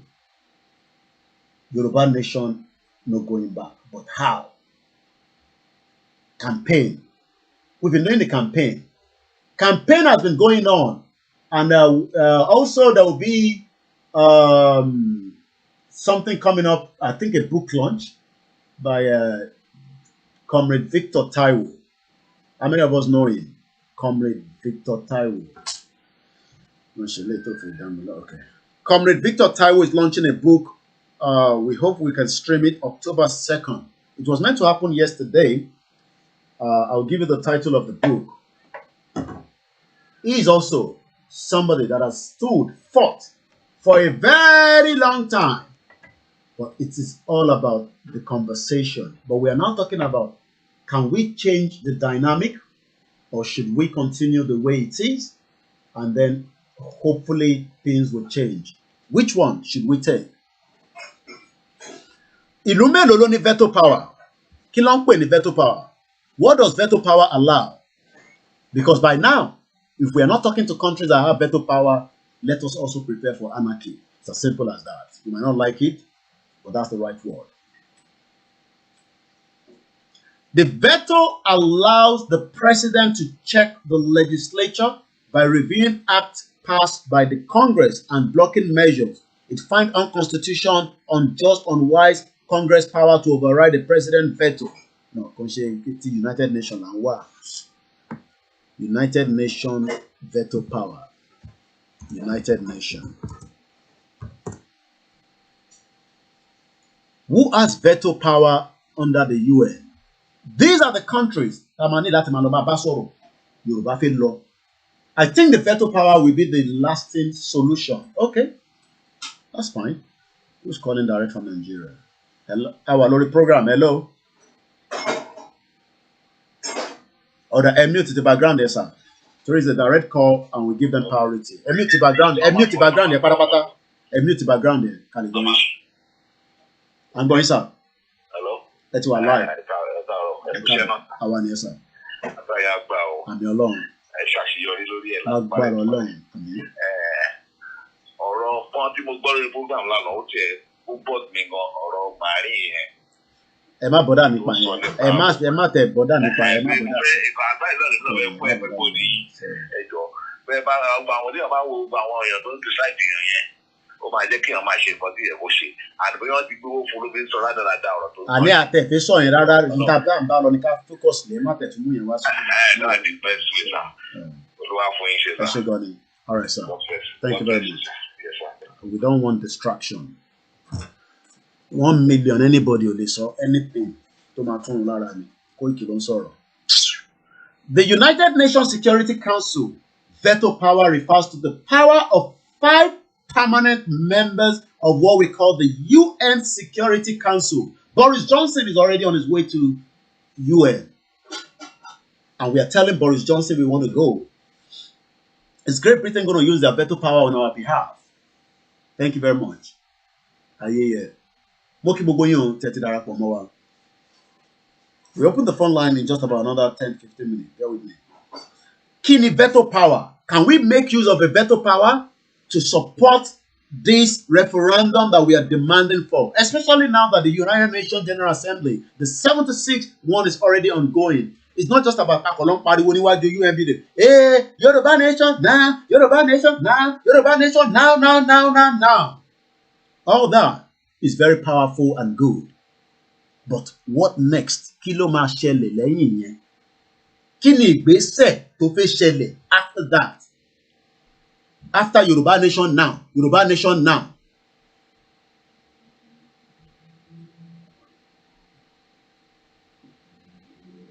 Kí ló máa ṣẹlẹ̀ after that?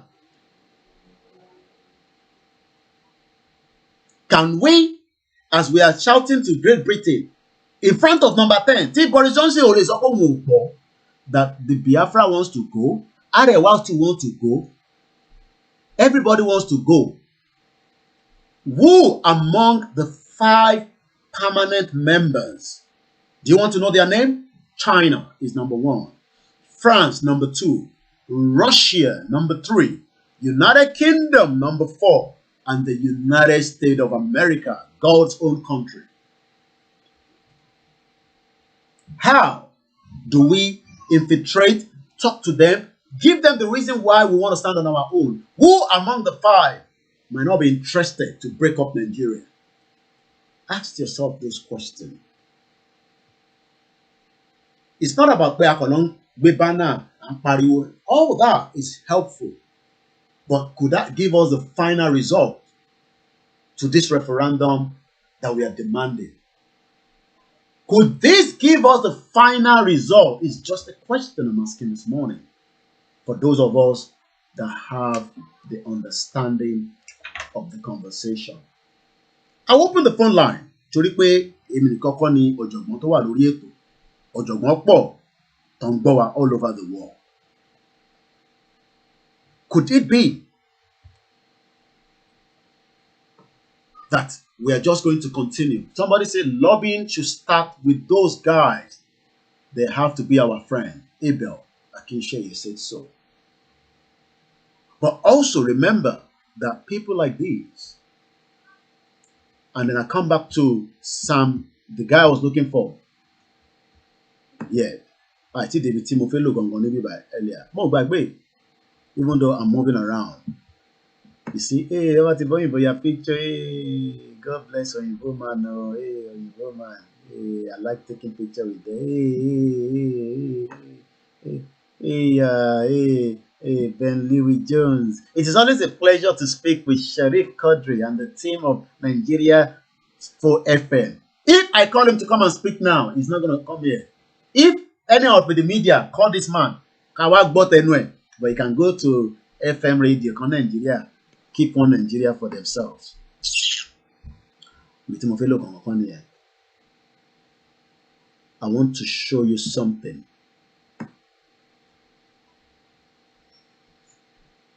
I think this is it here. Speaking to the press at the launch of the UN. While we are fighting PFA law, this Olojugo says this was September 15, which is just about 4 days ago. This is part of what they were discussing 4 days ago. Hashtag Democracy Day. As if Nigeria has democracy. Are you reading this, or you want me to blow it out more? Can everybody see it? Just say yes. Can you see it? Who is deceiving who? Who is deceiving who? Ta ló ń parọ́ fúnra wọn? Ṣé mi ni mo jókòó níbí báyìí mo ń parọ́ ni? Àbí àwọn tí wọ́n jẹ́ representative Great Britain tó ń represent ìyá Charlie ní Nàìjíríà tó ń sọ fún wa pé speaking to the press at the launch of the UK election support. Head of Governance and Stability, Sam Wardock said, the UK, the UK, thank you very much, Sam Dogri. Thank you very much, Ahmed Mamadou. If you're watching us from the north, why do you want us to keep on Nigeria? For what purpose? For what purpose should we keep one Nigeria? And on behalf of who should I be keeping one Nigeria? It's got no meaning. It's got no usefulness. Nigeria is a dream killer.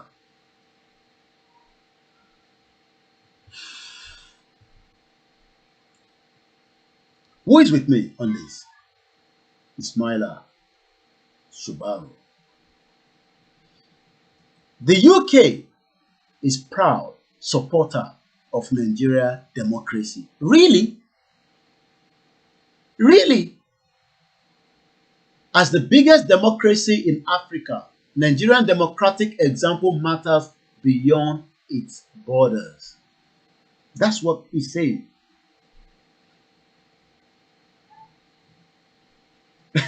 Mama mi look at me 13 years ago, nígbà táwọn dé France, àwọn máa ń blush táwọn bá rọ̀ wọ̀nyí lọ. Misshue, strategy, intellectual with full wisdom. Thank you very much. Oladele. Àwọn ilé ìjókòó, wọ́n gbé strategy kalẹ̀. He is the head of strategy. This guy, ten way. Ó ti lọ káàkiri gbogbo African country bó ṣe rí gbúgbúgbú yìí tó gbó bí kíní bí ilẹ̀ Galilee. Strategy to keep us together forever. That's into wà lórí ẹ̀ nìyẹn. And they have access to every Yoruba politician, the Igbo politician, the Hausa politicians. You didn't spell my name very well. Tunde, okay, you're taking it out. I just saw it as well. My name is spelled K-O-I-K-I. It's Koiki. Again, this is the strategy they're preparing for me and you. We are excited about the launch of WeU project in partnership with Action Aid Nigeria, SDN Niger Delta, to tackle exclusion of women and youth in governance process in Nigeria. Inclusion of citizens in decision making. How many of you are making decision? Do you make decision in your local government? Do you make decision in your local government? It's just a question. You can answer me. +447 5940 5097. But yeah, just keep this at the back of your mind, right? But we're talking about veto. We've talked about how this man fought for his people. Why this one? I don't know what he's fighting for. What's he fighting for? Why this one is fighting for his own people? Yes, we have a call coming through. Hello, caller. Hello. Hello. Hello. Hello, bro Koiki. Yeah. Ètò nìyẹn. Olúwafẹ́mi ló ń sọ̀rọ̀ láti Dubai. Láti Dubai, à ń gbọ́ yín. Lórí conversation lawyers. Ṣé rí ti lọ lọ́rọ̀ yẹn jẹ́ ká gbàgbé ti lọ́yà yẹn ẹ̀rọ ti lọ́yà gbégbégbé ẹ má jà ẹgbẹ́gbẹ́ tọ́jú lọ́yà kankan mọ́ níbi lórí platform yẹn ẹ sọ̀rọ̀ lórí nǹkan tó tà ń bá lọ nísìnyí ẹ fẹ̀rọ ti lọ́yà yẹn sílẹ̀ ń gbọ́ yín platform tèmi lèmi ti ń sọ̀rọ̀. Ọ̀rọ̀ lọ́yà o. Àwọn bàbá kan a máa nídìí àwọn governors àwọn tó ń ready àti support. Wọ́n ready. Àwọn politician wèrè wọn. Wọ́n ní orí fisọ́kàn á máa jà ní kò sí bá ibẹ̀ ṣe àìjẹ́bẹ̀ ọlọ́run bá jìyà fún mi. Á máa jà ní. Àwọn èèyàn gbọ́ wà níbi náà mọ̀ pé àwa tún ṣe múlùú onílùú pẹ́pẹ́ àwa gan rẹ́dì tẹ́ wọ́n máa kú sórí ìdàrẹ́ fún kú sílẹ̀ èwo ní lóde gọ́ọ̀nà lóde ọ̀hún rẹ́dì ọ̀hún lè fún ọ̀hún lè bá wa ṣe rẹ́fúdẹ́ntọ̀ kọ̀ọ̀kan a máa dà á rúdọ̀ àwọn international community máa dá sí i. Ẹ máa sọ dìjà gbóró gidi. Ẹ ṣe gan ni jàre láti Dubai. Àwọn èèyàn wà ní Dubai nínú òrùn burúkú tó ń rún pọnpọn káàkiri. Àwa wà ní London nínú òtútù tá à ń ṣiṣẹ́ gbágagbága. Sọ pé àníjà. Ẹ máa pariwo lé wọn lórí but ìjà máa wọnú ẹ̀. Ẹ ló kọ́là ṣé Canada ní àbí Amẹ́ríkà? Àwọn àdúgbò fọlọ bàbá mi. Ẹ kú program. Àwa nìyẹn. Ṣé wọ́n ti ń jọ́pọ̀ ọmọ pé mo sọ fún yín pé a ní láti campaign against Britain all over the world. Báwọn náà ń da Nàìjíríà rò, àwọn náà ń support terrorist government. Tábà campaign against wọn all over the world. Embassies wọn a gbọ́dọ̀ lọ́bẹ̀. Láti jẹ́ kí gbogbo ayé mọ̀ pé àwọn ni olórí àwọn náà support ohun tó ń ṣẹlẹ̀ ní aburú Nàìjíríà. Ọ̀dọ̀ ó fi pé ó ń ṣe kíní bọ́. Gbogbo àná làjọ máa ààrẹ náà làjọ ń ṣe yìí. at this point. They are blood-sucking people. Ben. And we're going to show the world that we can't stand there. We are not going to take it again. We need to go a separate way. I want not very well, not that one for the people, not that rumor, not Shabbat. Ben. And we don't benefit with the Lufa. But we just have to have it in mind. I got to campaign throughout the war against British Empire. British. Okay, ẹ ṣé gan ni. Thank you very much. Ìyàn kan bí mi àbí ènìyàn sí lórí ẹ ṣé gan ni ẹ̀gbọ́n mi tó pé ẹ ṣe sùúrù. Ìyàn kan bí mi pé lẹ́tà ta post. Ẹ̀yàn sí nílé ni. Lẹ́tà yẹn dé níjọ́ kejì confirm. The letter I posted níjọ́ Thursday ó dénú lé níjọ́ Friday. I showed the letter live on the broadcast. You probably didn't watch that broadcast, even though I should have done a separate video for it on its own. But the letter got here. We have a caller that is coming through. Hello, caller. You're live. Mute the background. I live on mute the background. Patapata. Patapata. My picture me. But come on. I'm going sir. Ele fait le temps on quelque mute ni kama ele ma wojú mi. Ele ma fẹ́ wojú mi. I'm going sir. All right. Yeah, I should know that. Ká dúpẹ́ f'Ọlọ́run. Yeah, I'm coming to more ways sometimes it will make my struggle. And because most of my it has to do with I want to see chief now with my especially this idiot called Mailafia. Now, Sherry, I need internal problem. Internal problem here, and we need to fix it. Either by version, but it's getting to a stage that we need to deal with some people, honestly speaking. Okay. People about most of last time, people are low, she tried to, she beyond to, she would be a toe. Some of these internal people to betray, to cause confusion for our buying, or the buying, who I want to put us into this problem today. Fanika is one of them. Baba Lado Piakola Kokoeno is one of them. Okay. See today, Tomo. But damage or cause for not being loyal to our law, only find one of the reasons I think but people are not seeing it that we are coming. I know your corner will mess up. To this same federal government chances to misbehave, to destroy our region, to cripple us, and we find ourselves in this mess today. Some of these people are still there today, and one of them is Mailafia. Is one of them.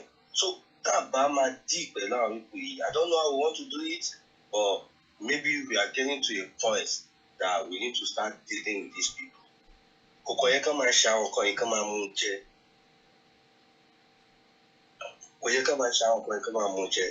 need to deal with these internal people. So like in the north, anybody to rise against the decision, they will come with they will crush that person with force. By just saying, by diplomacy. Yes, we are civilized people in the West. We are educated, but at the same time, our British all are educated for many years. But they honestly apply the same organized crushing against people that stand against their conservative idea. It has happened in the past. So I want to deal with these people. We already know we already know these people. Better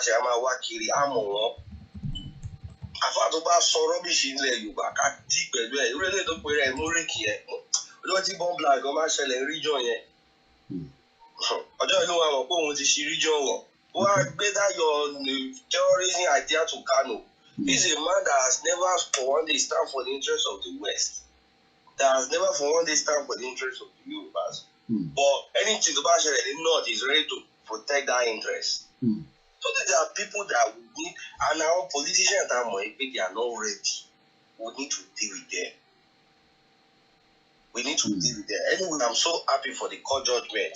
Social recent a few days ago. Yeah. I'm so happy, and it's a big achievement. I am interested in power, but it's not about the money. Federal government. Eshegoni, thanks very much. I appreciate it. Eshegoni, mo dúpẹ́ lọ́wọ́ gbogbo ẹ̀yin tí ẹ ń bá wa fi ọkàn bá lọ. I want us to look at the topic again and ask ourselves, what are the process? There might be no more change, more stable topic in Lori. Okay, why am I still having a different topic on my okay, I didn't change the headline on the YouTube. I gotta do that now. Sorry about that. It's a different topic. I'm trying to wait. Why is it giving me a different topic? So I'm just changing that now. I can do a lot of things even while we're live. That's the beauty of tech. You know, not like the nonsense Jagbajantis country where everything is stagnant. Nothing is moving. Then you can see we do appreciate all our viewers from different parts of the globe, especially those watching us from Nigeria. That could be very, very expensive.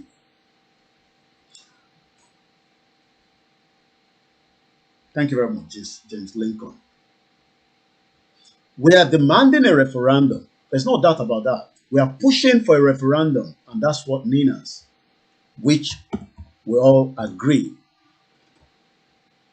will lead us, including our father, Professor Banja Pitoye, to get us out for a self-determination.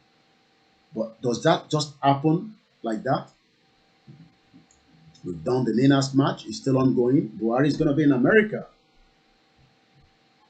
What more can be done? What are the strategies? Those strategies can be within yourself, groups of people, individuals. My strategy I'm using is now what I've been doing as one of those campaigning for self-determination, which is our right. But my other question is, can we push as we are pushing and we eventually get to the promised land? You don't have to agree. You have the option to disagree. But I am looking back to history. I've not even gone to Sudan. I've been giving us a bit of a background. Let's come back to this. We've been looking at Taiwan as an example. They also wanted to go back to United Nations. The government of the day want them to keep the country's name, and the other one said, no, let's change the name. Although the proposed referendums were both supported by one of the two major parties in Taiwan. Let's go straight. We've got a caller coming through quickly. Hello? Yeah, hello. I can't say Mr. Quick. I can't answer sir. Kò sí mọ́ ibẹ̀ ṣe kò sí bá ṣe máa ṣe bòlù tí ò ní ọ̀rọ̀ bẹ̀rẹ̀ kò sí mọ́ ibẹ̀ ṣe a máa kúrò ní Nàìjíríà náà. Lágbára Ọlọ́run. Nítorí mo notice pé lórí wọ́ọ̀lù mi ti máa post kìíní ẹ̀ sí status mi wípé no going back. Àtàwọn kan monitor mi ó fọ́ nìkan. Wọ́n wá ń send message sí mi lórí fóònù pé ṣé mo ní di 500,000 ṣé mo ní di 5 million naira. Enisuru, I love a comment. Enisuru. Somebody said that, and this is part of the conversation. You cannot demand a referendum in Yoruba land without associating your movement with a registered political party. So that means no. Only right.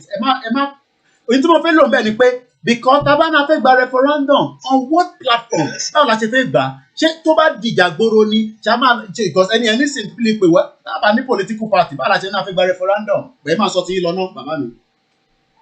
Kò yé mi ní kí political party lọ fi gba referendum ni kò yé mi fún. Because àwọn láti mọ ní wọn wá láti máa mọ ní kàn mí pé èmi tí mo kàwé fún Yorùbá Nation. I'm the one tó jẹ́ pé a kàwé fún bàbá burúkú yìí gbà yẹn. Mo fi owó mi máa fi ra data every week ni mo ń campaign fún here and there. Nígbà tí mo wá ní kó ṣe nǹkan tá a fẹ́ gbogbo during that coronavirus mo ti delete gbogbo pictures wọn dànù lórí wall. Now, ó sì ó monitor mi pé tí bá ti campaign, kí n send your account number mi, kí n send phone number mi, wọ́n fẹ́ fún mi data 600 gig. Mi ìṣàsọ̀ wọn pé jọ pa mi, mi ò lè tọrọ jẹ, at least àwọn mẹ́tẹ̀ pẹ̀lú kọ̀tà ní. Láti kúrò ní ìlú yìí, ìlú burúkú ta wà yìí, ìyá yìí ti pọ̀ jù. Ìyá yìí ti pọ̀ jù, gbogbo nǹkan wọ́n everyday ni. Gbogbo nǹkan wọ́n everyday. So kò sí kọ̀tà fẹ́ ṣe sí, a máa ní láti kúrò bẹ́ẹ̀. Lágbára Ọlọ́run. Ẹ ṣé gan-an. A máa ní láti kúrò bẹ́ẹ̀. Ẹ ṣé gan-an. Kò ní gbé ọ̀dà lẹ̀. Aago 12 gbáko kò ní kọjá 12 o'clock.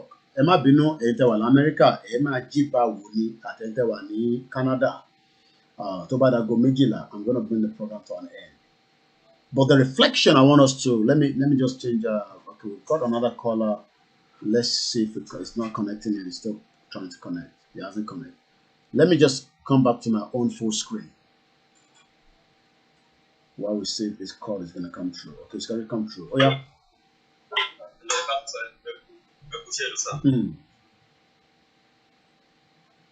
Angbo? Angbo. Hello? Go ahead, Angbo SM, on there alone. Yeah. Sherry, nǹkan tí kọ́nà tó gbélé ẹ̀fọn tó sọ yìí, mo like ọ̀rọ̀ tí màá yẹn tó sọ.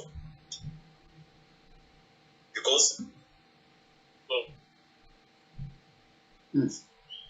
ẹ̀yin àgbàlagbà sọ̀rọ̀ kan, ẹni wípé tí ikú ilé ò bá pa ni kò tí ò lè pààyàn o.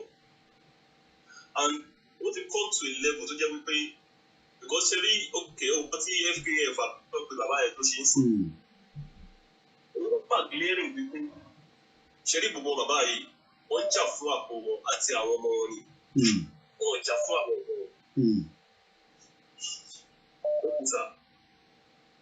Ìgbà tí ẹ tó pé wọ́n Nàìjíríà ṣé gbogbo àwọn tí Fulani herdsmen tó pa àwọn ọ̀rọ̀ wọn ṣọ́ lè ever nífẹ̀ẹ́ Nàìjíríà.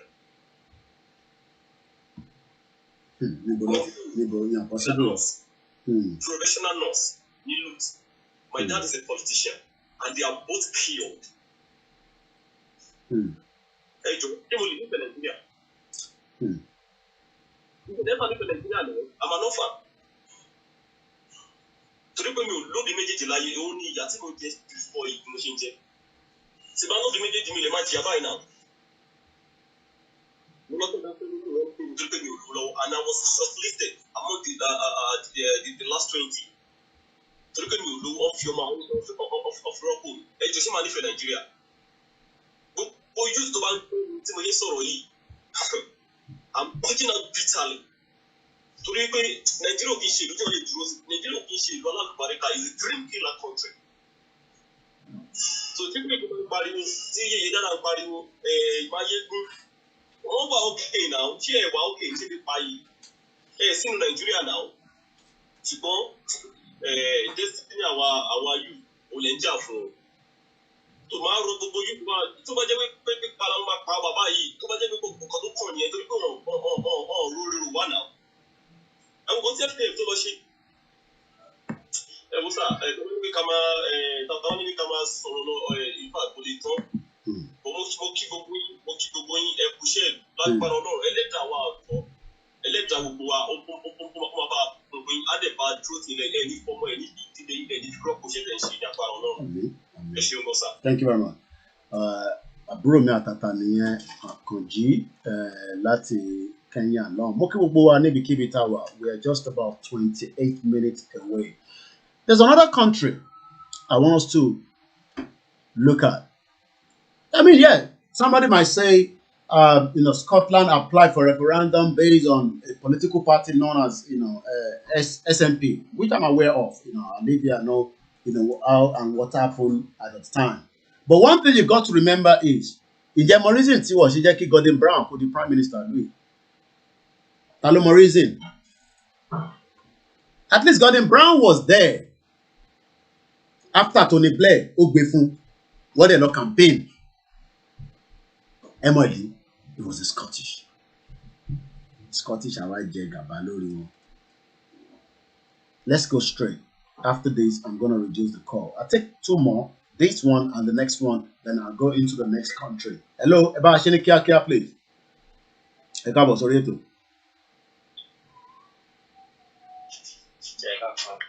tẹ́ bá gbóhùn sókè that means pé bígbà tẹ́ pé ẹ kọ̀ pé bí ẹ ṣe jí ní ìdán ìtàn sọ yìí wà important àwọn èèyàn tó jókòó tó ń gbọ́ ẹlòmíì fẹ́ pé kò tí ráyè wọlé ẹ gbóhùn sókè dáadáa. ṣé ẹ gbọ́ mi dáadáa báyìí. àti gbọ́ yín nísìn. ok mi náà mi ní much náà láti sọ jù because àwọn kankan ti máa ń rí lórí program mi and this is the first time tẹ́mi náà fi wọlé. ok sir. èdè nǹkan kan tí mo máa ń feel ní pé. à ń gbọ́ yín ẹ máa sọ̀rọ̀ lọ mo fi interrupt yín. èdè nǹkan kan tí máa ń feel ní pé sà mi ì mọ reason why tó fi jẹ́ pé we as a Nigeria Yorùbá tá à ń jà fún òmìnira Yorùbá tí a bá ní any problem àyè máa sọ pé Britain la fẹ́ lọ bá Britain la fẹ́ lọ bá Britain ló máa ṣe nǹkan báyìí fún wa Britain ló máa ṣe nǹkan báyìí fún wa that means pé àyè ń pera wa as bí ipa yìí wà enslaved to British whatever why tí a fi lè ṣe nǹkan wa tá a bá máa ṣe nǹkan wa because Barcelona lè ní gbé ní Spain Catalonia ló mú you understand a little bit about all this movement which is nǹkan tí à ń sọ èmi I wish náà tí a bá lè form a party so that party láti máa fight for referendum which it has to be in Nigeria ní láti lọ máa bá àwọn ọmọdé afọ́ká òyìnbó yìí they don't have anything for us. Ẹjọ́ tó lọ lọ́ọ̀ because ẹ̀yin gangan ní voice wa. Ní láti ní pé a fẹ́ lọ bá Britain, a fẹ́ lọ bá America. Kò sí àwọn kan, kò sí tí òyìnbó bá máa jà fúnra wọn. Wọn nínú àfẹ́ lọ bá Germany, àwọn fẹ́ lọ bá kíní kan kó wá jà fáwọn. Wọ́n jà fúnra wọn nínú ìlú wọn ni. So ẹ jẹ́ ká náà máa jà fún wa, ẹ jẹ́ ká condemn àwọn pípé yìí. Because sábàdà fẹ́ lọ. Tí Nàìjíríà bá pín Britain ti fọ́ nìyẹn. So wọn lè ever gbàdúrà kí Nàìjíríà pín. Definitely. Nigeria is a previous. Ẹ jẹ́ ká mọ̀ mí mo bá ṣe lè make strategy yẹn ẹ jẹ́ ká mọ̀ bá ṣe lè ṣe nínú Nàìjíríà láàrin Yorùbá tí a lè fi ṣe referendum yẹn. Ẹ jẹ́ ká pa pípọ̀ ilé ẹjọ́ tó lọ sá mi ní láti sọ mọ́ jù báyìí lọ sá. Ẹ ṣé gan ni that was a very powerful a very short one as well all the way from Spain. Mo kí gbogbo ẹni tí ẹ wà ní Spain ìlú tá a bá dárúkọ àfojúpayín rẹ gbogbo òru náà pátápátá. Very, very important. I think there's a call that was coming. I think this could be Australia or New Zealand, somewhere around there. Hello? And one more call. I'm pay you tell you about it, Baba mi Mr. D, and then I'll continue the program because I like to bet you at 12 o'clock. Eba Asheni Kiakia it will line.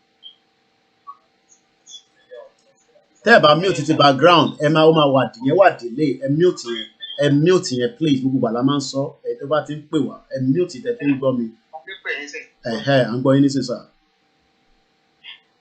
Sherry, thanks so much for taking my call. You're welcome, sir. I want to contribute and say what our people need to know is I understand that people are saying that let's not allow UK or other foreign body to participate. But people understand the structure of the problem.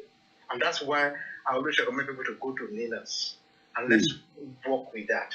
And people are not ready to fight. You understand? They keep saying, let's fight, but you are where you are in the world, you don't want to come to Nigeria to do the fight. Now, the hierarchy, this what I believe is, the problem, Tanisa, at the top of the power struggle is British, whether we like it or not. They have not left us since 1914. They only handed over to a second in command, and that's the number 2 power structure, which is the caliphate. We all know. Now, with the structure where Linus is leading it, Linus has identified that the candidate is now able to use the constitution at the 3rd level. So, let's go and form party. We cannot do anything with Nigeria that is based on the current constitution. So all the political parties, including the National Assembly, is based on that constitution. So anything we are doing that is just going around the bush, and then we spend another 100 years going in circles. So that's what they're not doing. We have to first and foremost bring down that constitution, so that the National Assembly that is skewed towards the north, we cannot even though all the representatives are from the south and the middle, if they come together, they will not get the 2/3 to get anything. That's why the National Assembly has not been doing anything for or giving people the dividends of democracy. So that is why people have to understand that power structure. So that's the reason why we are going to the UN, the UK. But having said that, right, I'm an advocate of NINAS, right? But because they are going for the peaceful means, which is very good, and there's nobody that says, you know, I mean, even myself, I want it to be peaceful. There's no doubt about that. But which is very good, yes. Go ahead, sir. Peaceful means it in NINAS here. You know, it will take 40 years like the Israelites. In 40 days journey will take us 40 years. And the reason being that, sir, is that they are going to judge Nigeria at the same level with other African countries. We cannot be using the South Korea, the Irish, or the other non-African countries example. And the reason being that we're African, and they only recognize Africa by war. So United Nations will not come in until there is war. That is the lesson from the Sudanese. Unfortunately, people have to die, I understand. But until that, so war has to break out. Then they will not say, oh, let us now come together and stop the war in Nigeria, the huge humanitarian crisis, blah, blah, blah. Okay, let's get a referendum. Unfortunately, until that, I don't know if we can achieve this peacefully. Yes. So there is 5-power structure. At the top, Britain. Second level, the caliphate. What is the caliphate using? Is the constitution, number 3 power. And the fourth power, the fourth level, is the federal government. Which Fulani is sitting on it today? That's why we feel like we are Fulani Republic. If Yoruba or any race sit on it, they can use the same constitution to dominate. That is the fourth. And the fifth level is the state and local government. We know those are just paper tigers. With all the 68 exclusive items in the hands of the federal government, the state government will never be able to achieve anything. Because they've actually locked them in. Exactly. So that's why people don't know that. So we have to tackle that power at as high level as possible.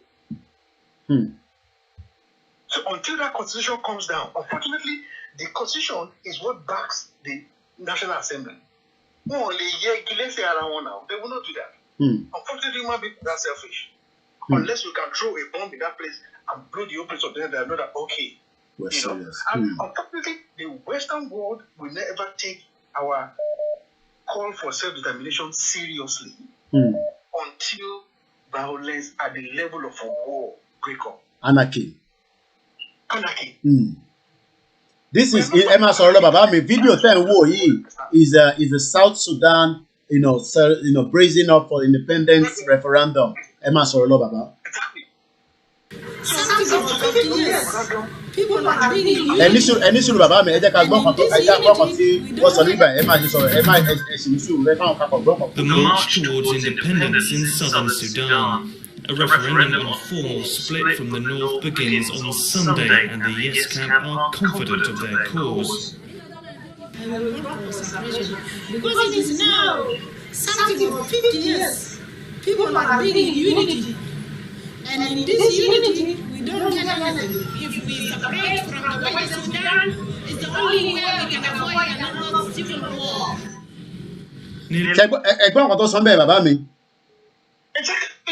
Exactly. So it's a catch-22. The end or before the chicken.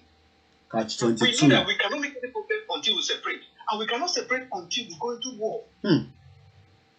Because power is not giving, freedom is not giving. It is won, and you win something from battle. Because you are somebody that is also have more knowledge. Every one of us have knowledge. Knowledge. Support me. Ṣé a lè push effort láti ìlú kan lára àwọn ìlú tó jẹ́ veto power London UN security láti fi push kìíní díẹ̀? We can. We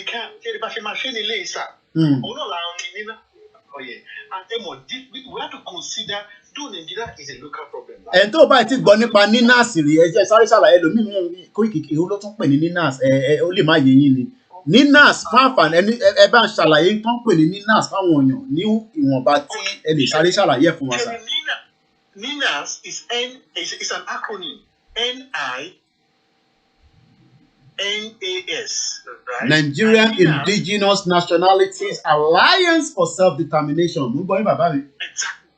Exactly. So So what it means is that if you look at the Nigerian map, right, since the time Zamfara and 12 other states have declared Sharia, if you look at those core norms, they call them core norms. Gbogbo bẹ́ẹ̀ ṣe ń sọ̀rọ̀ mo fi àwòrán yẹn mo fi ń wọ àwọn èèyàn ẹ máa sọ̀rọ̀ lọ bàbá mi. So that core norm, if they say what you already overtake that place, we have to let them have that part of Nigeria. But the rest of Nigeria, the whole of the Middle Belt, the entire South must come together. And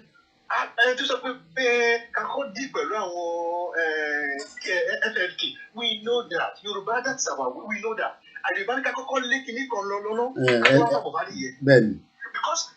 because if we keep shouting that we want to attack those people, then we will just, before we know it, we'll find our enemy larger than they are.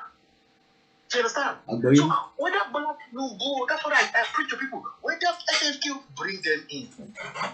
Let us keep the conflict out, get our freedom first. You know, then only will not be able to now deal with those people. They will now realize that your godfather when Nigeria was Nigeria. But now whenever you're about it, godfatherism is dead. But we cannot be saying this now. I give people some analogies, sir, that we all know with due respect. I know I may offend some people. Our sage, our is so wise. He built all the legacy we have now. But the mistake Baba made was he did not wait until he got the power before he began to see. So they were even jealous. Without what we saw as, Baba did not get rule Nigeria. No. I like that. That is why he was able to prove. He used Western region to prove to the rest of Nigeria then that this is how it is done. That's how we are trailblazers.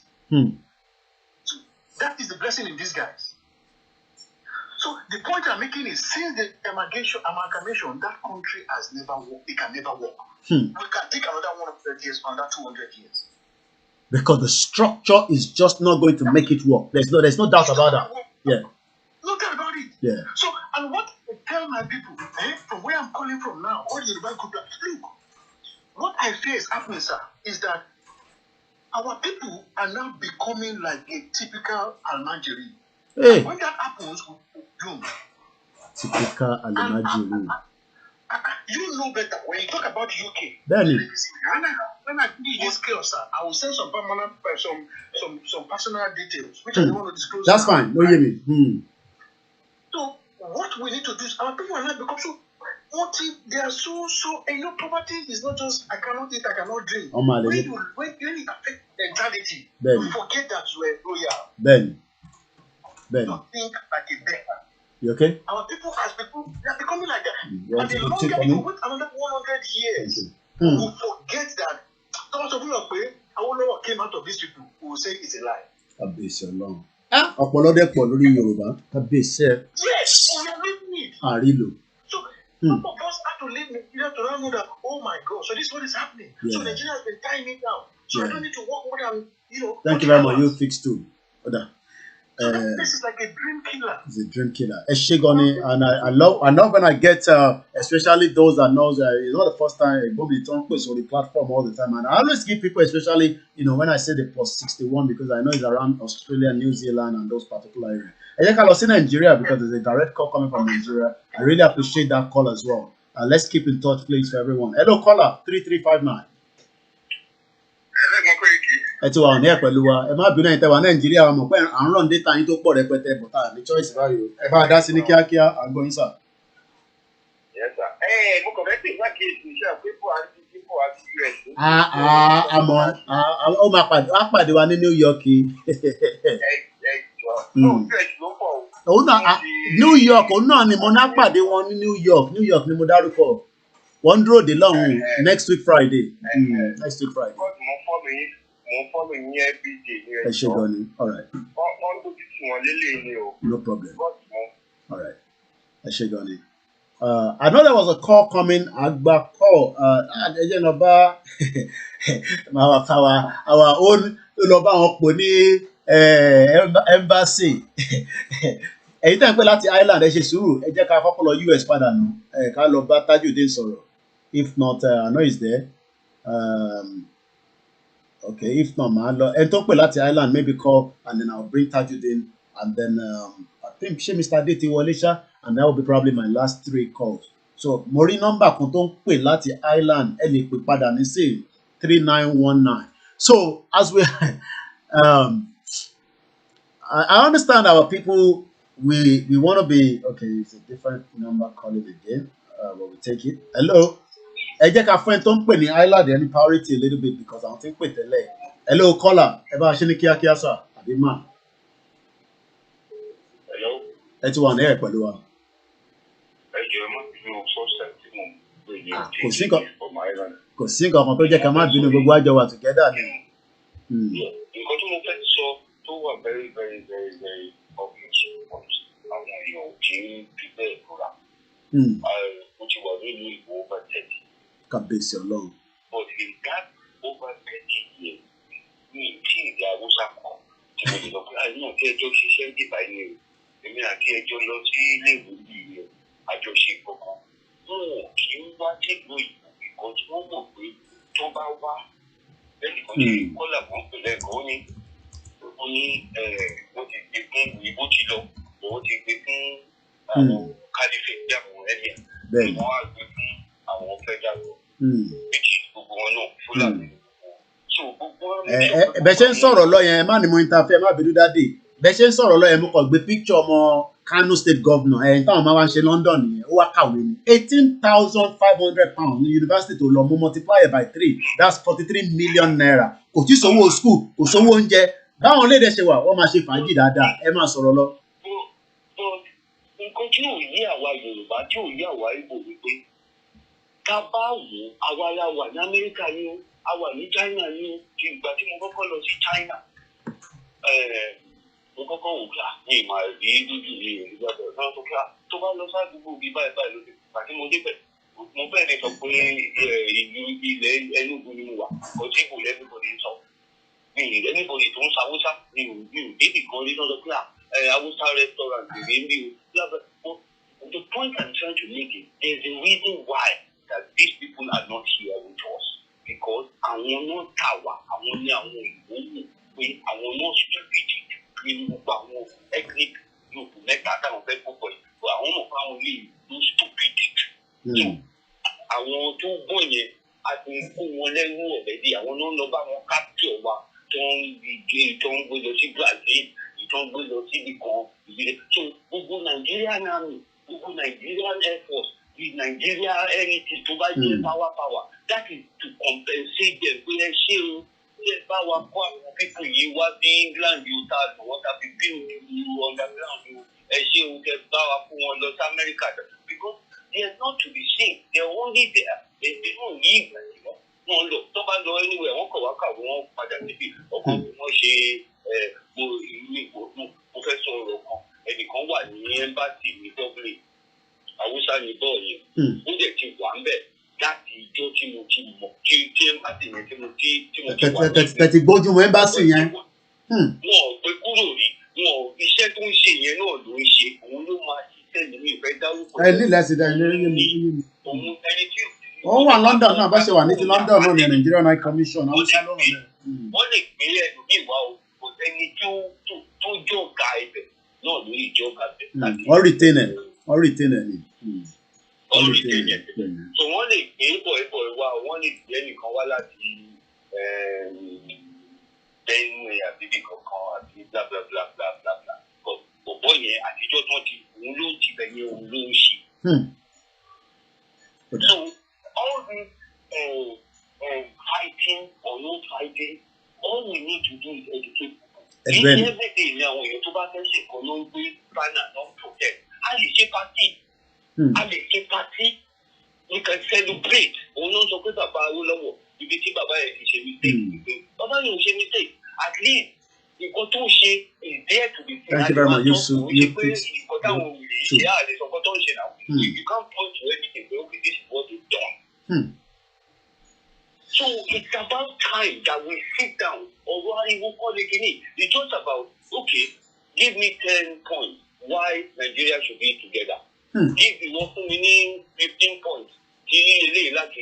But we're not doing that. Everybody comes up there, so give it to us now. Give us what? But everybody refuse the because I want to say everybody everybody go they support okay. Just try one our Yoruba.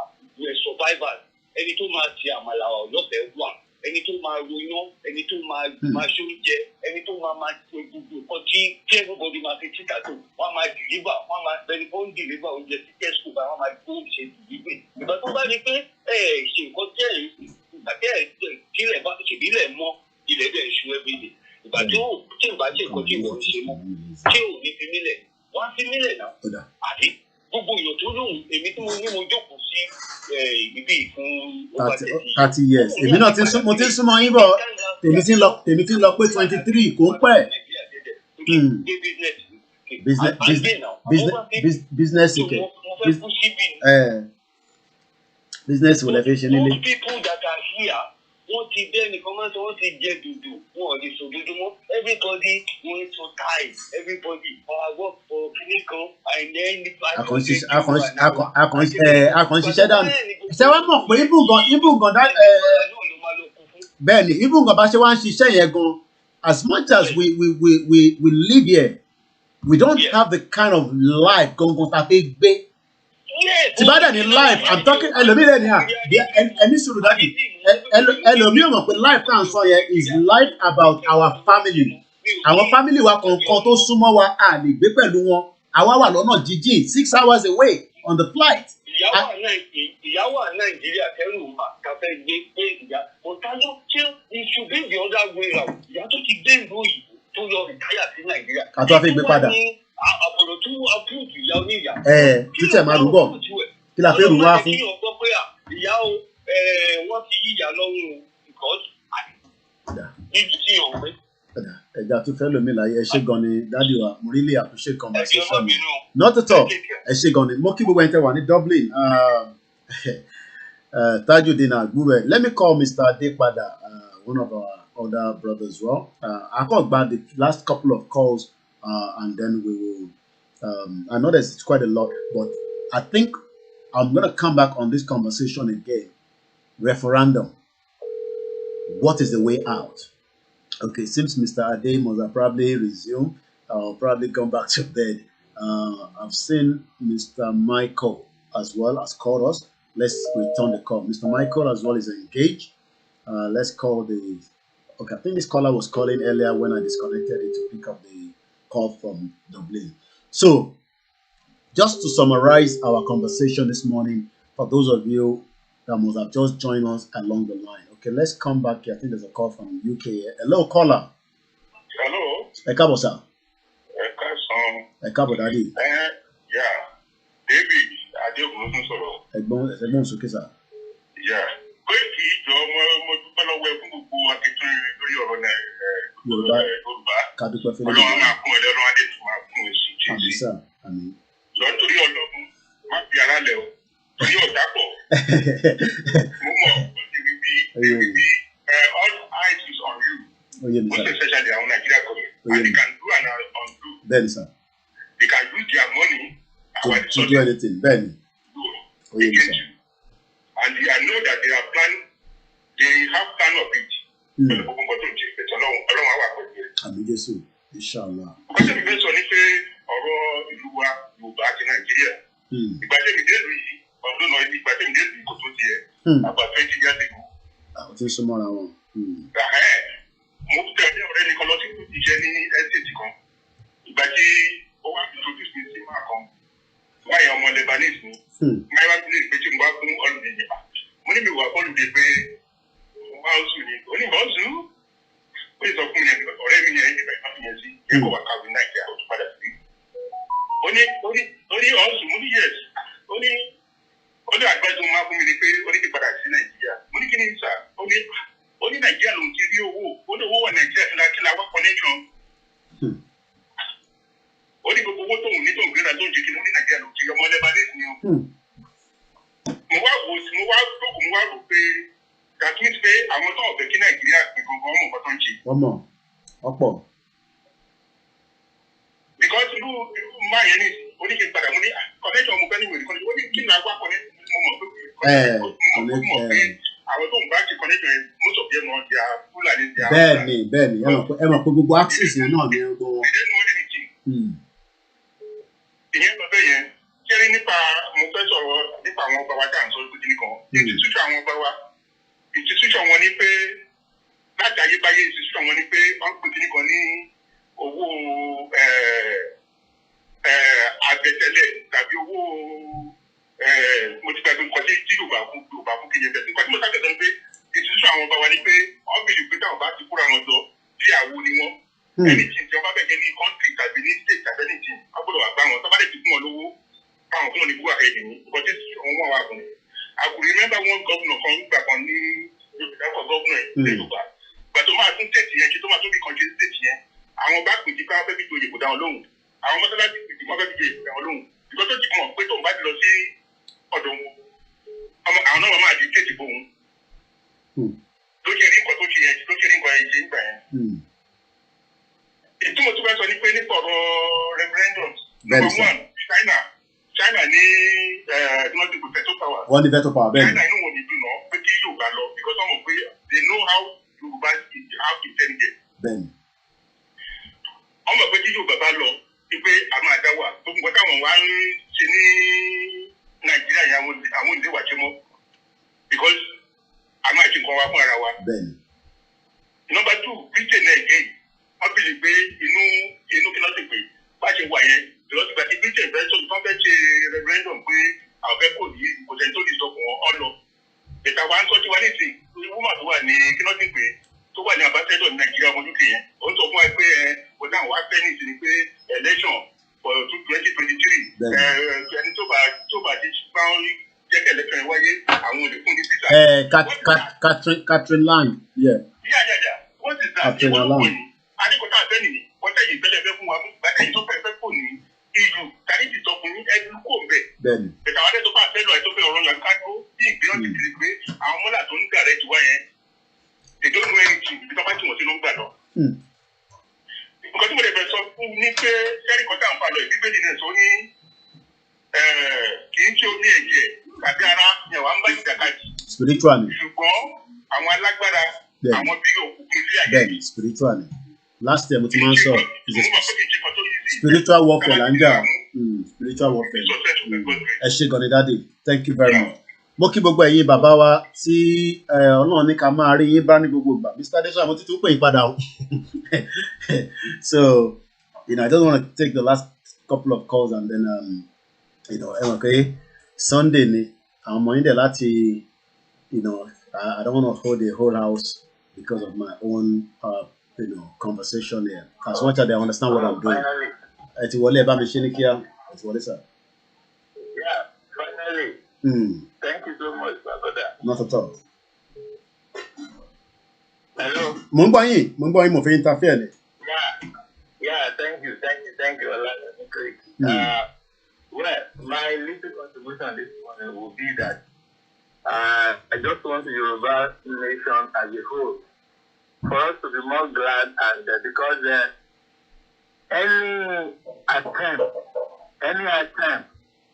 any effort against the truth will always be to the advantage of the truth. So far, so good. All that is happening is to the advantage and to the success and to the emancipation of Yoruba nation. So far, so good.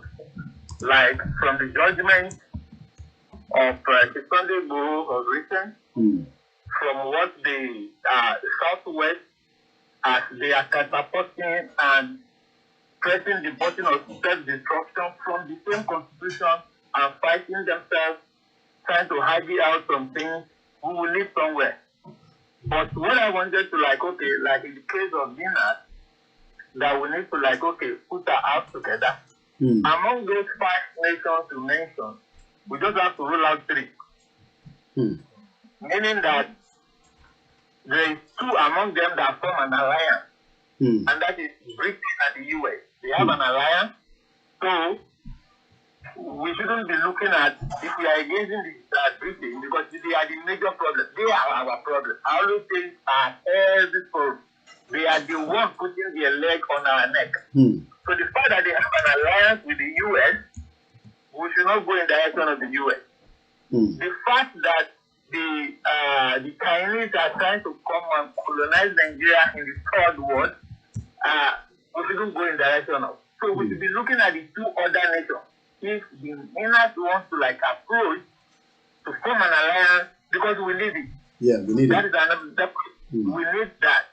Then number two, those who are actually contributing of saying, okay, political organization and what have you, yes, they are making sense.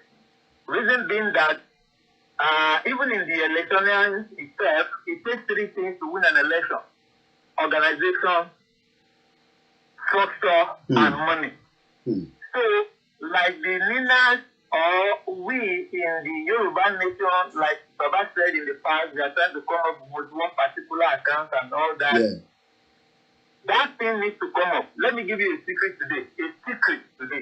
Do you know that Ijebu are fighting for the state for several years now? And I want to tell you authoritatively that over 50 billion from Ijebu have been saved. That once Ijebu state is being given, that money will commence to develop Ijebu state. I'm telling you, these are Good morning, Dr. Bishola. So, if such account is available to kickstart, to jumpstart of development if Ijebu state is given today, why not on the Yoruba nation from what the Bible is saying, a general account for the Yoruba nation? Because there are some certain things we need to be doing. What are the politicians doing for our people? Whatever. We need a big fund that at the time see our government code, like somebody said, a word of wisdom. What 10 reasons why we should remain in Nigeria? Yeah. Whoever you are giving this, we should be coming up with a program. We will but it's like we are picketing Nigeria. Nigeria running with the program because we want to do a ban from that, but we'll come up with the program. We could come up with a program like, okay, saying talent exhibition, talent hunt. Yeah. One shady idea, but it needs more funding and support because Tabalo follow Twitter, Ilano, but yeah, I understand that angle that you're talking about. Yeah, because people, these are the things that politicians are actually using to lure our people. Because when I see things of people as well, it's just what is. I've been there. I've been there. This is why we're talking about Buhari. I campaigned and I did those in 2015. And my only reason against Jonathan there was those the people there. Why will you arise and if I'm in your position with all the arsenals in Nigeria, with all the arsenals at my disposal, is it that I go after those guys? Is it that I return and bring those guys back? That's why I'm your father. You know, father. Because I just against that man. That's all. And we put in this place thinking that they were a general. But by 2016, by 2016, I was like,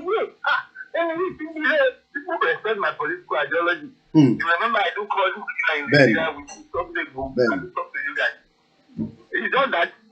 I said, this man has delayed, this one, I won't tell. So just to work it out. And you know it's not that easy for somebody like me. I thought the opportunity is 716 I take out. Then I think a lot. All right, I think a lot of our people that are still in support of this government are still dreaming in that direction that they can still change things around, but not realizing that there's nothing you can change around. With Nigeria. It's beyond that, and that is why you are seeing that I said earlier that what is happening now against the truth is to the advantage of the truth. Because when you're not seeing the southern governors carry VAT or no VAT, what in can support they are bringing us from the coast. Okay, now look at the judgment again towards the victory of President Igbo from the same constitution. No, not even that. They say, look, it's a fundamental human right. It's understanding for self-determination. So we are getting a blind. These are things that we collect together. You have to go forward and argue with these other two nations to mention, and we are looking at the area of funds. That fund, they need to, so that we can be using it to ticketing. So that we can be using it to do the certain things. We can afford exercise this book. Okay, this is all the schools, all the whatever. So, taking the nation with some, some cases like that. I remember when I was in my constituency. About to wrap it up, Bobby. About to wrap it up. Yeah.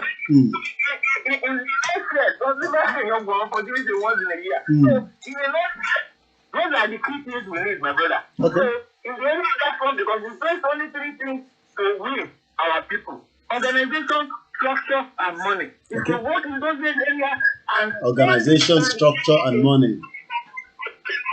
Thank you very much. I think we got the last point there where, organization, structure, and money. My name is Olami Koiki.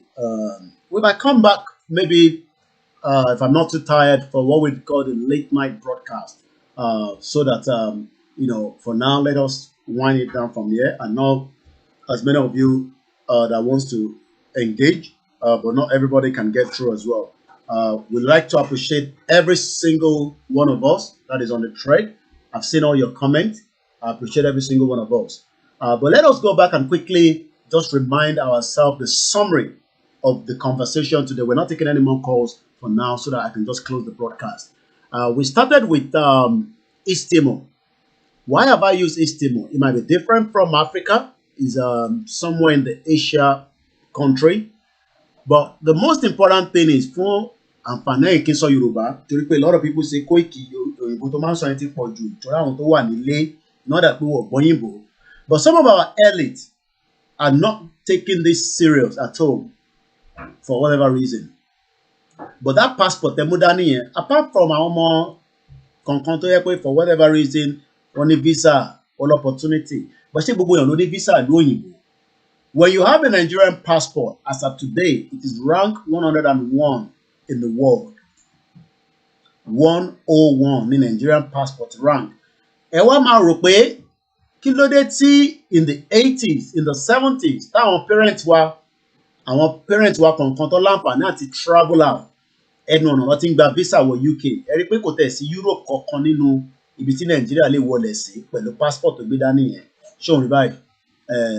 Sórí òlélẹ̀ Enley àwọn náà máa ń decide pé gbogbo passport àgbáyé all over the world residency blah blah blah, but ó dé Africa country nìkan ló lọ, kò gbé dé any European country. In as much as you love Nigeria so much, but if you come here sórí eléyìí sórí family wọn àwọn là ń tọ́jú Nàìjíríà fún eléyìí tẹ̀ díjú nígbà kan ya picture ìyàwó Kàndọ́là lélẹ̀. I'm sure àwọn bí àwọn tó ń tọ́jú àwọn ọmọ yẹn lélẹ̀ púpọ̀ nínú wọn máa ti ra lé síbì láì fún wọn. So that's why you do not. Yes, we're gonna be joining Mayegun. That's why I'm always running. If not, we go Mayegun Sunday. Ṣé kò tí bẹ̀rẹ̀ ṣá? Àwọn ará ilé mi ṣé Mayegun ti bẹ̀rẹ̀? Tí Mayegun bá ti bẹ̀rẹ̀, àwọn ará ilé mi like Mayegun. Wọ́n máa lé mi dìde gan sef ni, and we love to watch him on our big screen. With all his, Morimbe, Mama, Baba, Simon, and ABC. So just to tell us, right? Sorry, passport, that your Nigerian passport. Timofin, when he buy, again. Because sometimes I've opened quite a lot of things, and you can imagine I need to look for which one is which. Now, to buy passport, Louis, Louis, don't pay me. Nobody's calling again. It's called Belize. It's over. They're not more than 400,000.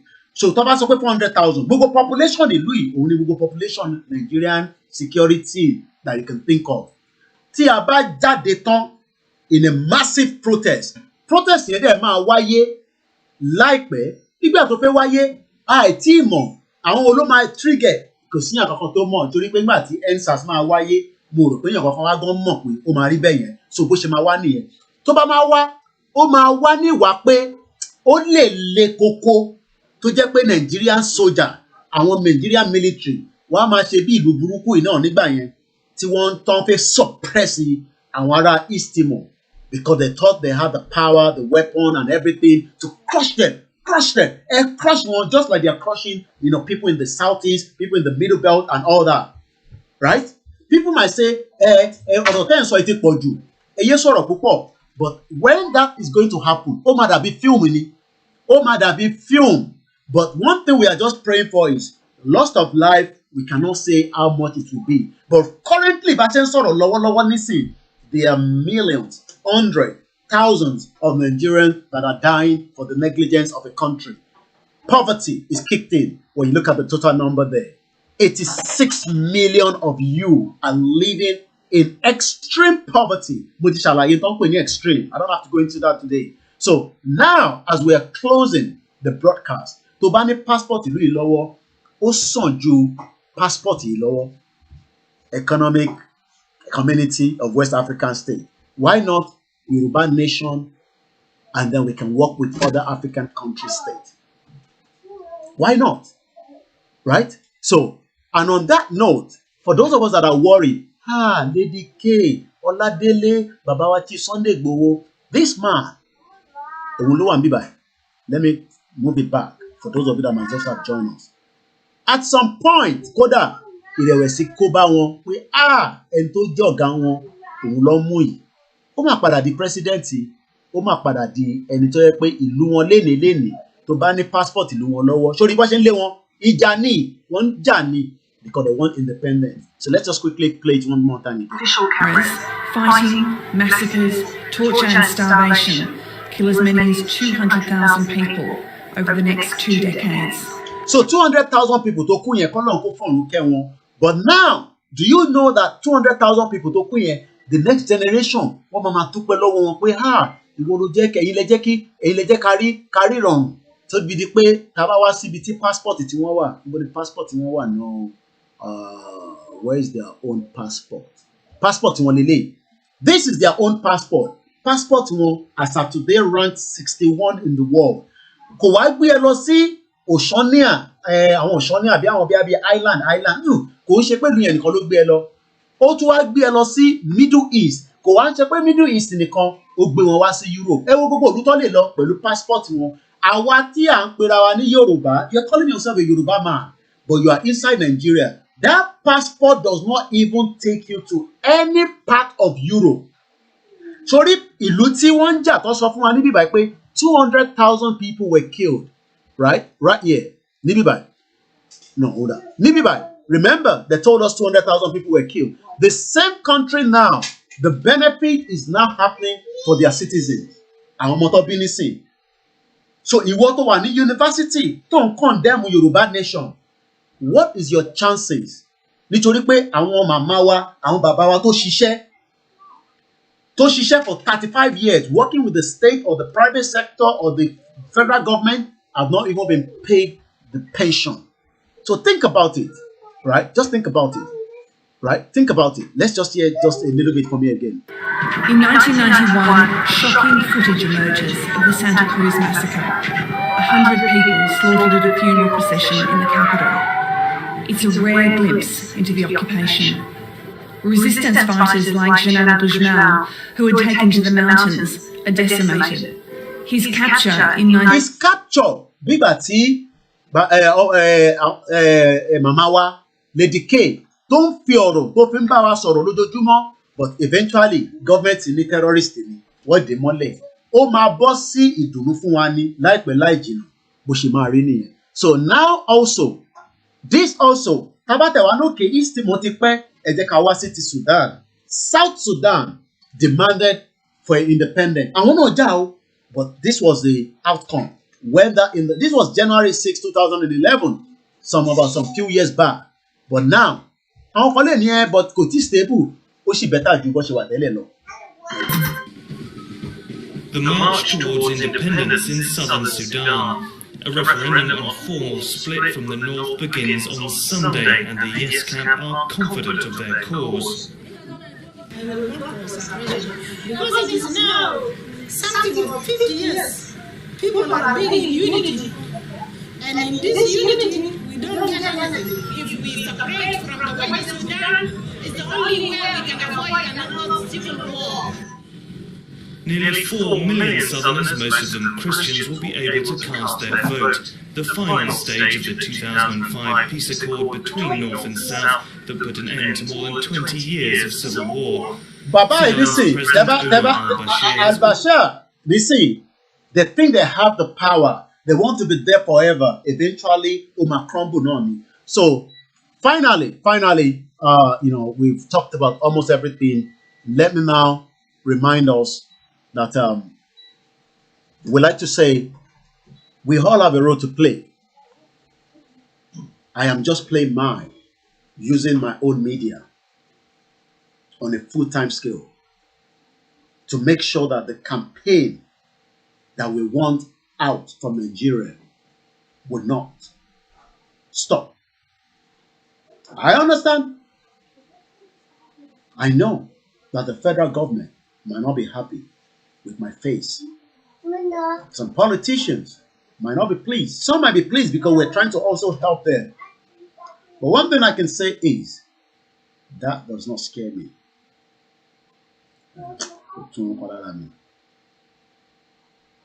And nobody can intimidate me. I told you last year I was coming to Nigeria. Even some of us watching this broadcast did not believe I would make it to Nigeria. And that's why some people might think otherwise, say otherwise. Yoruba Nation with KOIKIMEDIA is fight to finish. I told Great Britain, Boris Johnson, during my interview with him, and I'll continue to ask him more questions. What do they know about the 1914 amalgamation? They cannot hide all those things from us anymore. We need to know.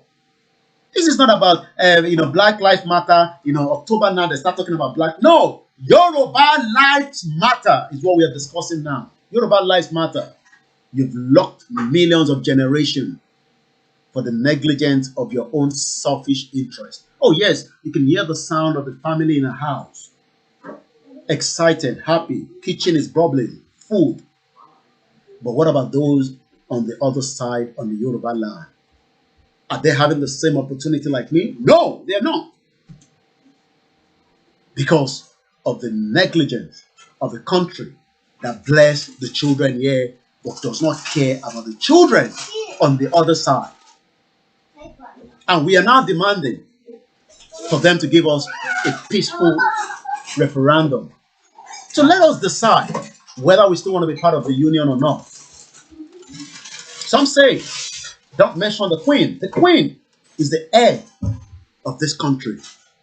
And the Queen must hear and answer us as Yoruba people. But our king can send a communique right to the Buckingham Palace and request that exit. We have some of our kings that that have what we call the power according to the stool that they are holding. Gegebi Kabisi or Bawa. Queen need the same value. Value.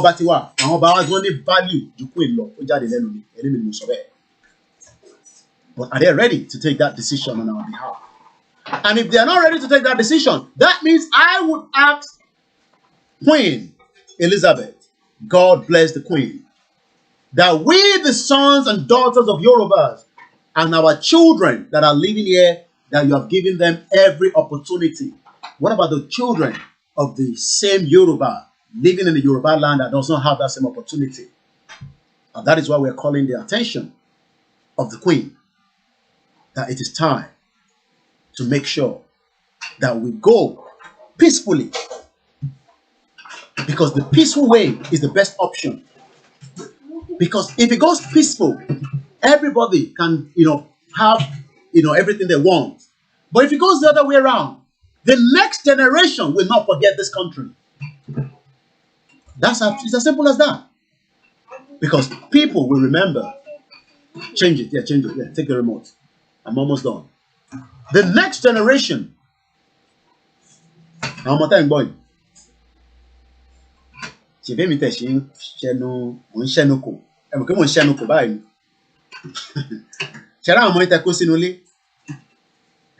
Àwọn ọmọ yín kọ̀ọ̀kan tó wà ní UK, ìmí ọmọ Amẹ́ríkà tó wà ní UK, tí à ń ṣẹ́nu kò ní sí, káàfin fi gbogbo ọ̀rọ̀ ẹnu sọ̀rọ̀. wá bá wọn fa tó tán nílẹ̀. Wá ṣe kí ni wá bá wọn fa tó tán nílẹ̀ because àwọn ti wà nínú sí. Ẹ mọ̀ pé bẹ́ẹ̀ mi náà ṣe wà nínú system táwọn wà lélẹ̀. But tá a bá ń jẹ́ kọ́ mọ̀ pé system nìkan ni system wà. So God bless the Queen. Let her do the needful now to make sure that we can disintegrate from Nigeria that was brought together with a union that has created poverty, pain, raping, genocide that you can think of in Nigeria. And you might not be able to say it on your own platform. I am sending a message again to the Queen. Cut this section. We respect her, Queen Elizabeth II, to let our people go peacefully. You are a great mother to the British and the children here. But what about the children in that contraction you all created in 1914? Great Britain break up Nigeria before Nigeria goes into another war. My name is Olawumi Koiki. Have a very good morning or good afternoon. Join me when you can again. And like I said,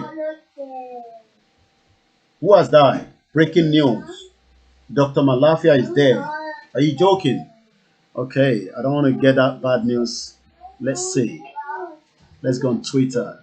I'm just getting the breaking news as I'm about to exit. Dr. Mailafia at my train. Mailafia.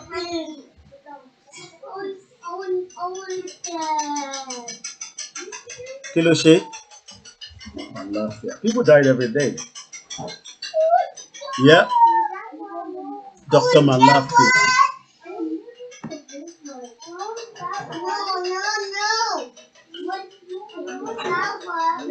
Oh my God. The news is true.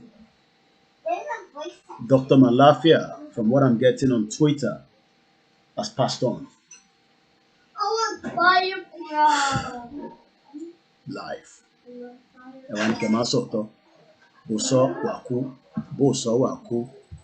Let's get the news properly. I just spotted the comment as I was about to exit. But why is it not coming up here properly? Latest, let's go to the latest.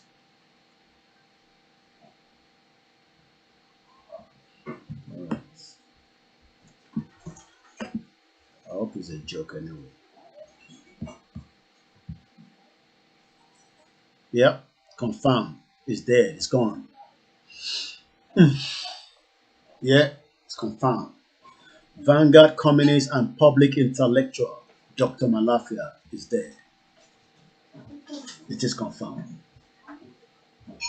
It's gone. Ẹni sọ̀tọ̀ ó máa kú. Ẹni tó sọ̀tọ̀ ó máa kú. We're not going to be here forever. We're only going to be here till the Creator says it is time for us to go. Very, very outspoken. We do a bit of condolence for him, the family. He did his own best.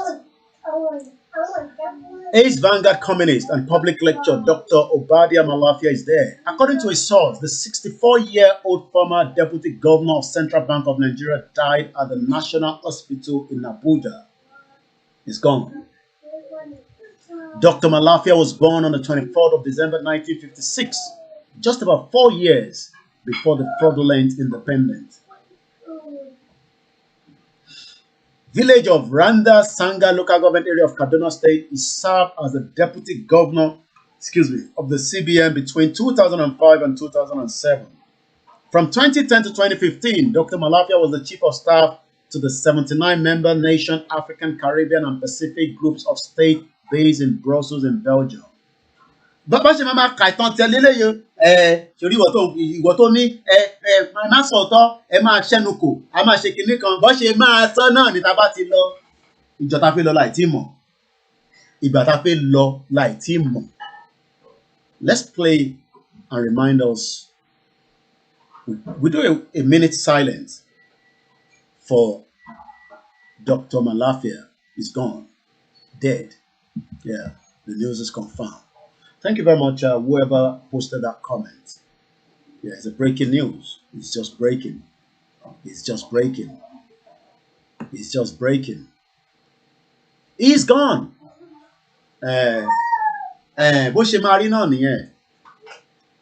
Bó bá sòótọ́, bó sòótọ́, ó kù sólúkálukú wa lọ́wọ́. Kóìkì má sọ báyìí, Kóìkì sọ báyìí. Àkànbí gbàdúrà kọ́lọ́ fún wa lẹ́nu gúngún ní. Ìyá kan má dẹ́rù bà á. Gbogbo pálapàla tẹ́yìn lọ́wọ́ ẹgbẹ́ àfẹ́rí bàbá búbu. Once again, a minute silent from this platform. May his soul rest in peace. 19th September 2021. I watched one of his not last, about 2 weeks ago, when he was on the platform, and he stayed there for a very long time. They asked him if he wanted to go. He said no. They asked him if he wanted to go. Yeah, it's a breaking news there. He said, no, I'll stay here. Ashe, on stay. That's a question. They were asking him all kind of question. Why do you want to keep Nigeria? Blah, blah. He said his own. But we can only pray for him. So, you Yoruba politician to cool. Keep Nigeria. Keep Nigeria.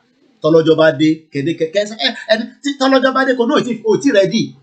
Mo ti ready o mo fi lọ. Kò sọ pé o ti ready o fi lọ.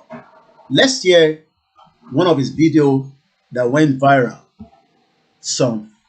I think last year, what he told us about this government, the Fulani government. His name is Dr. Mailafia Obadia. Dr. Obadia Mailafia, rather. May his soul rest in peace. Thank you very much, Lawrence Olabisi Adeoti. He is gone.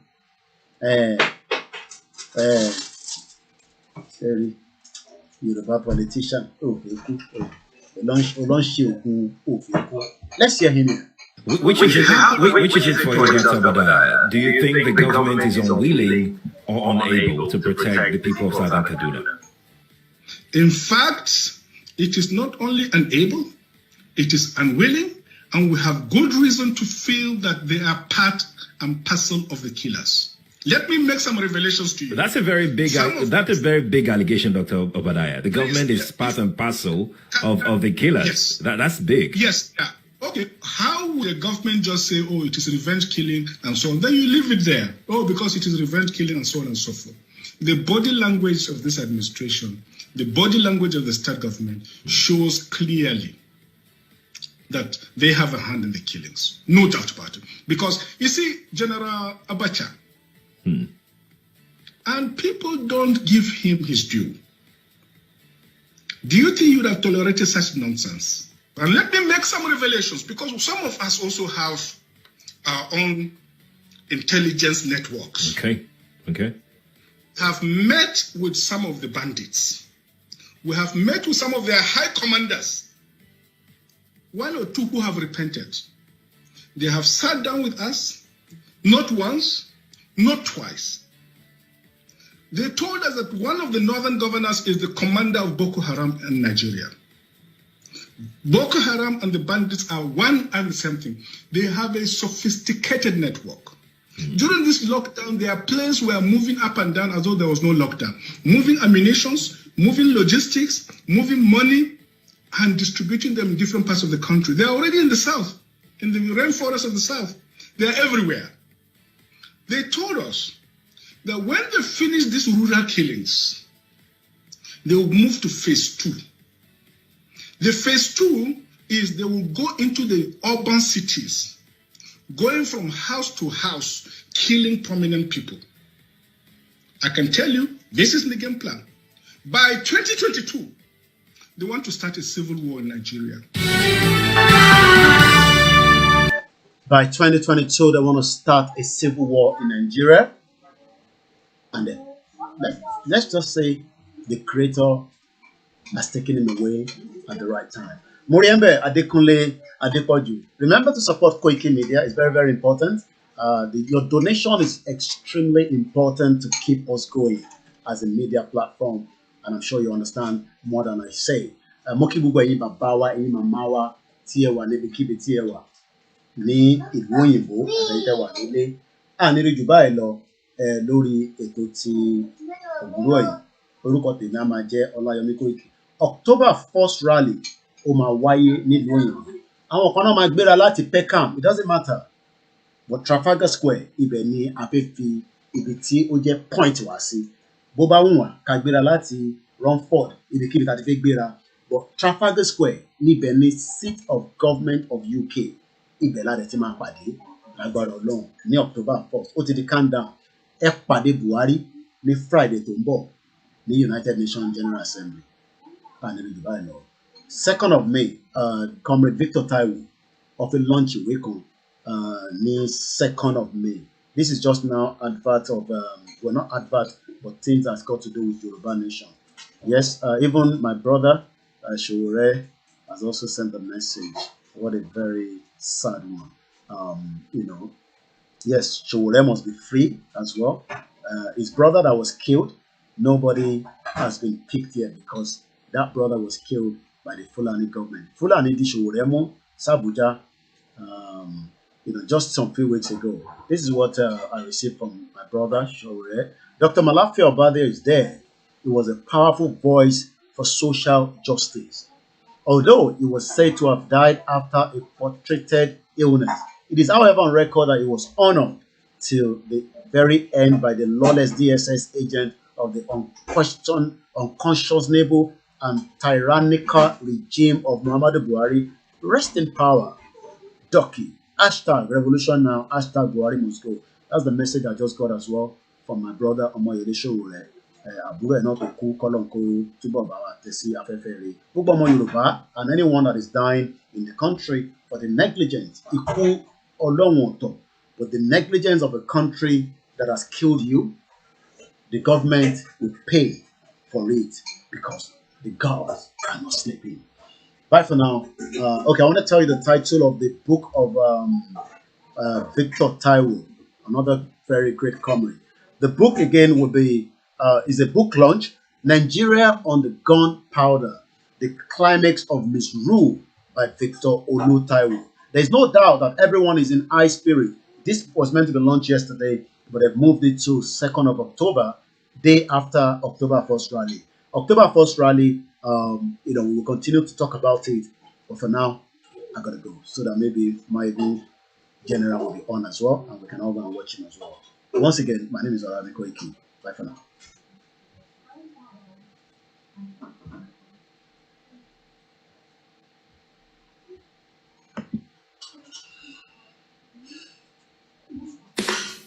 Big Body.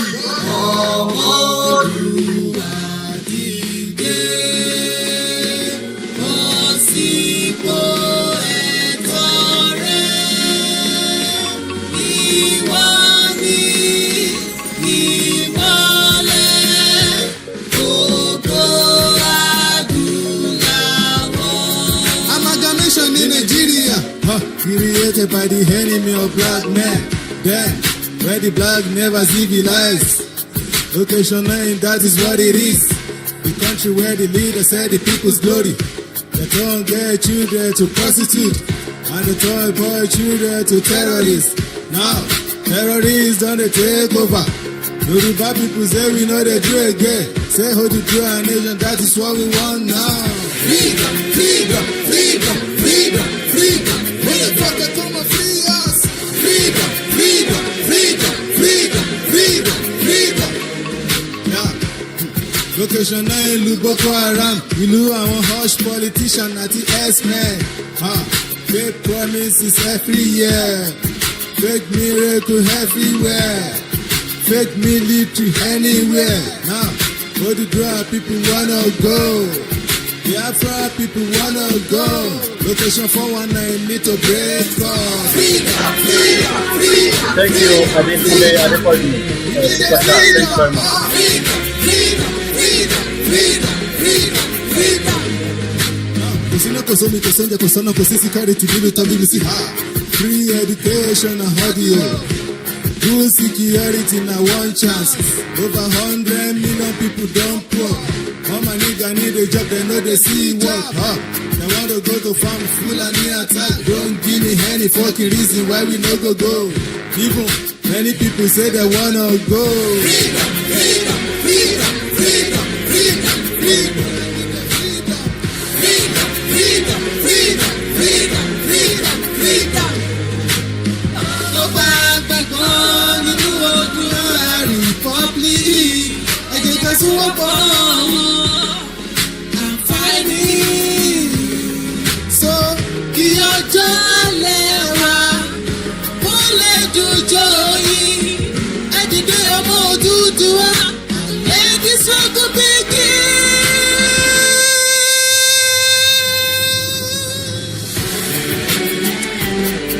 You are British, you came to Africa to come and enslave us, and you call it colonization. You join four nations together, and you call it one Nigeria. Who tell you we are one, when only Yoruba never can accept rights? But you join us together, even with the people who never think like us. And since then, you damage our culture, you damage our language, and you damage our way of life. Just because of your whole greediness. Before one know how much the nation has expired since 2014. Come to Nigeria. Come and separate what you match together as one. We are not one. We can never be one. We don't have the same culture. We don't speak the same language.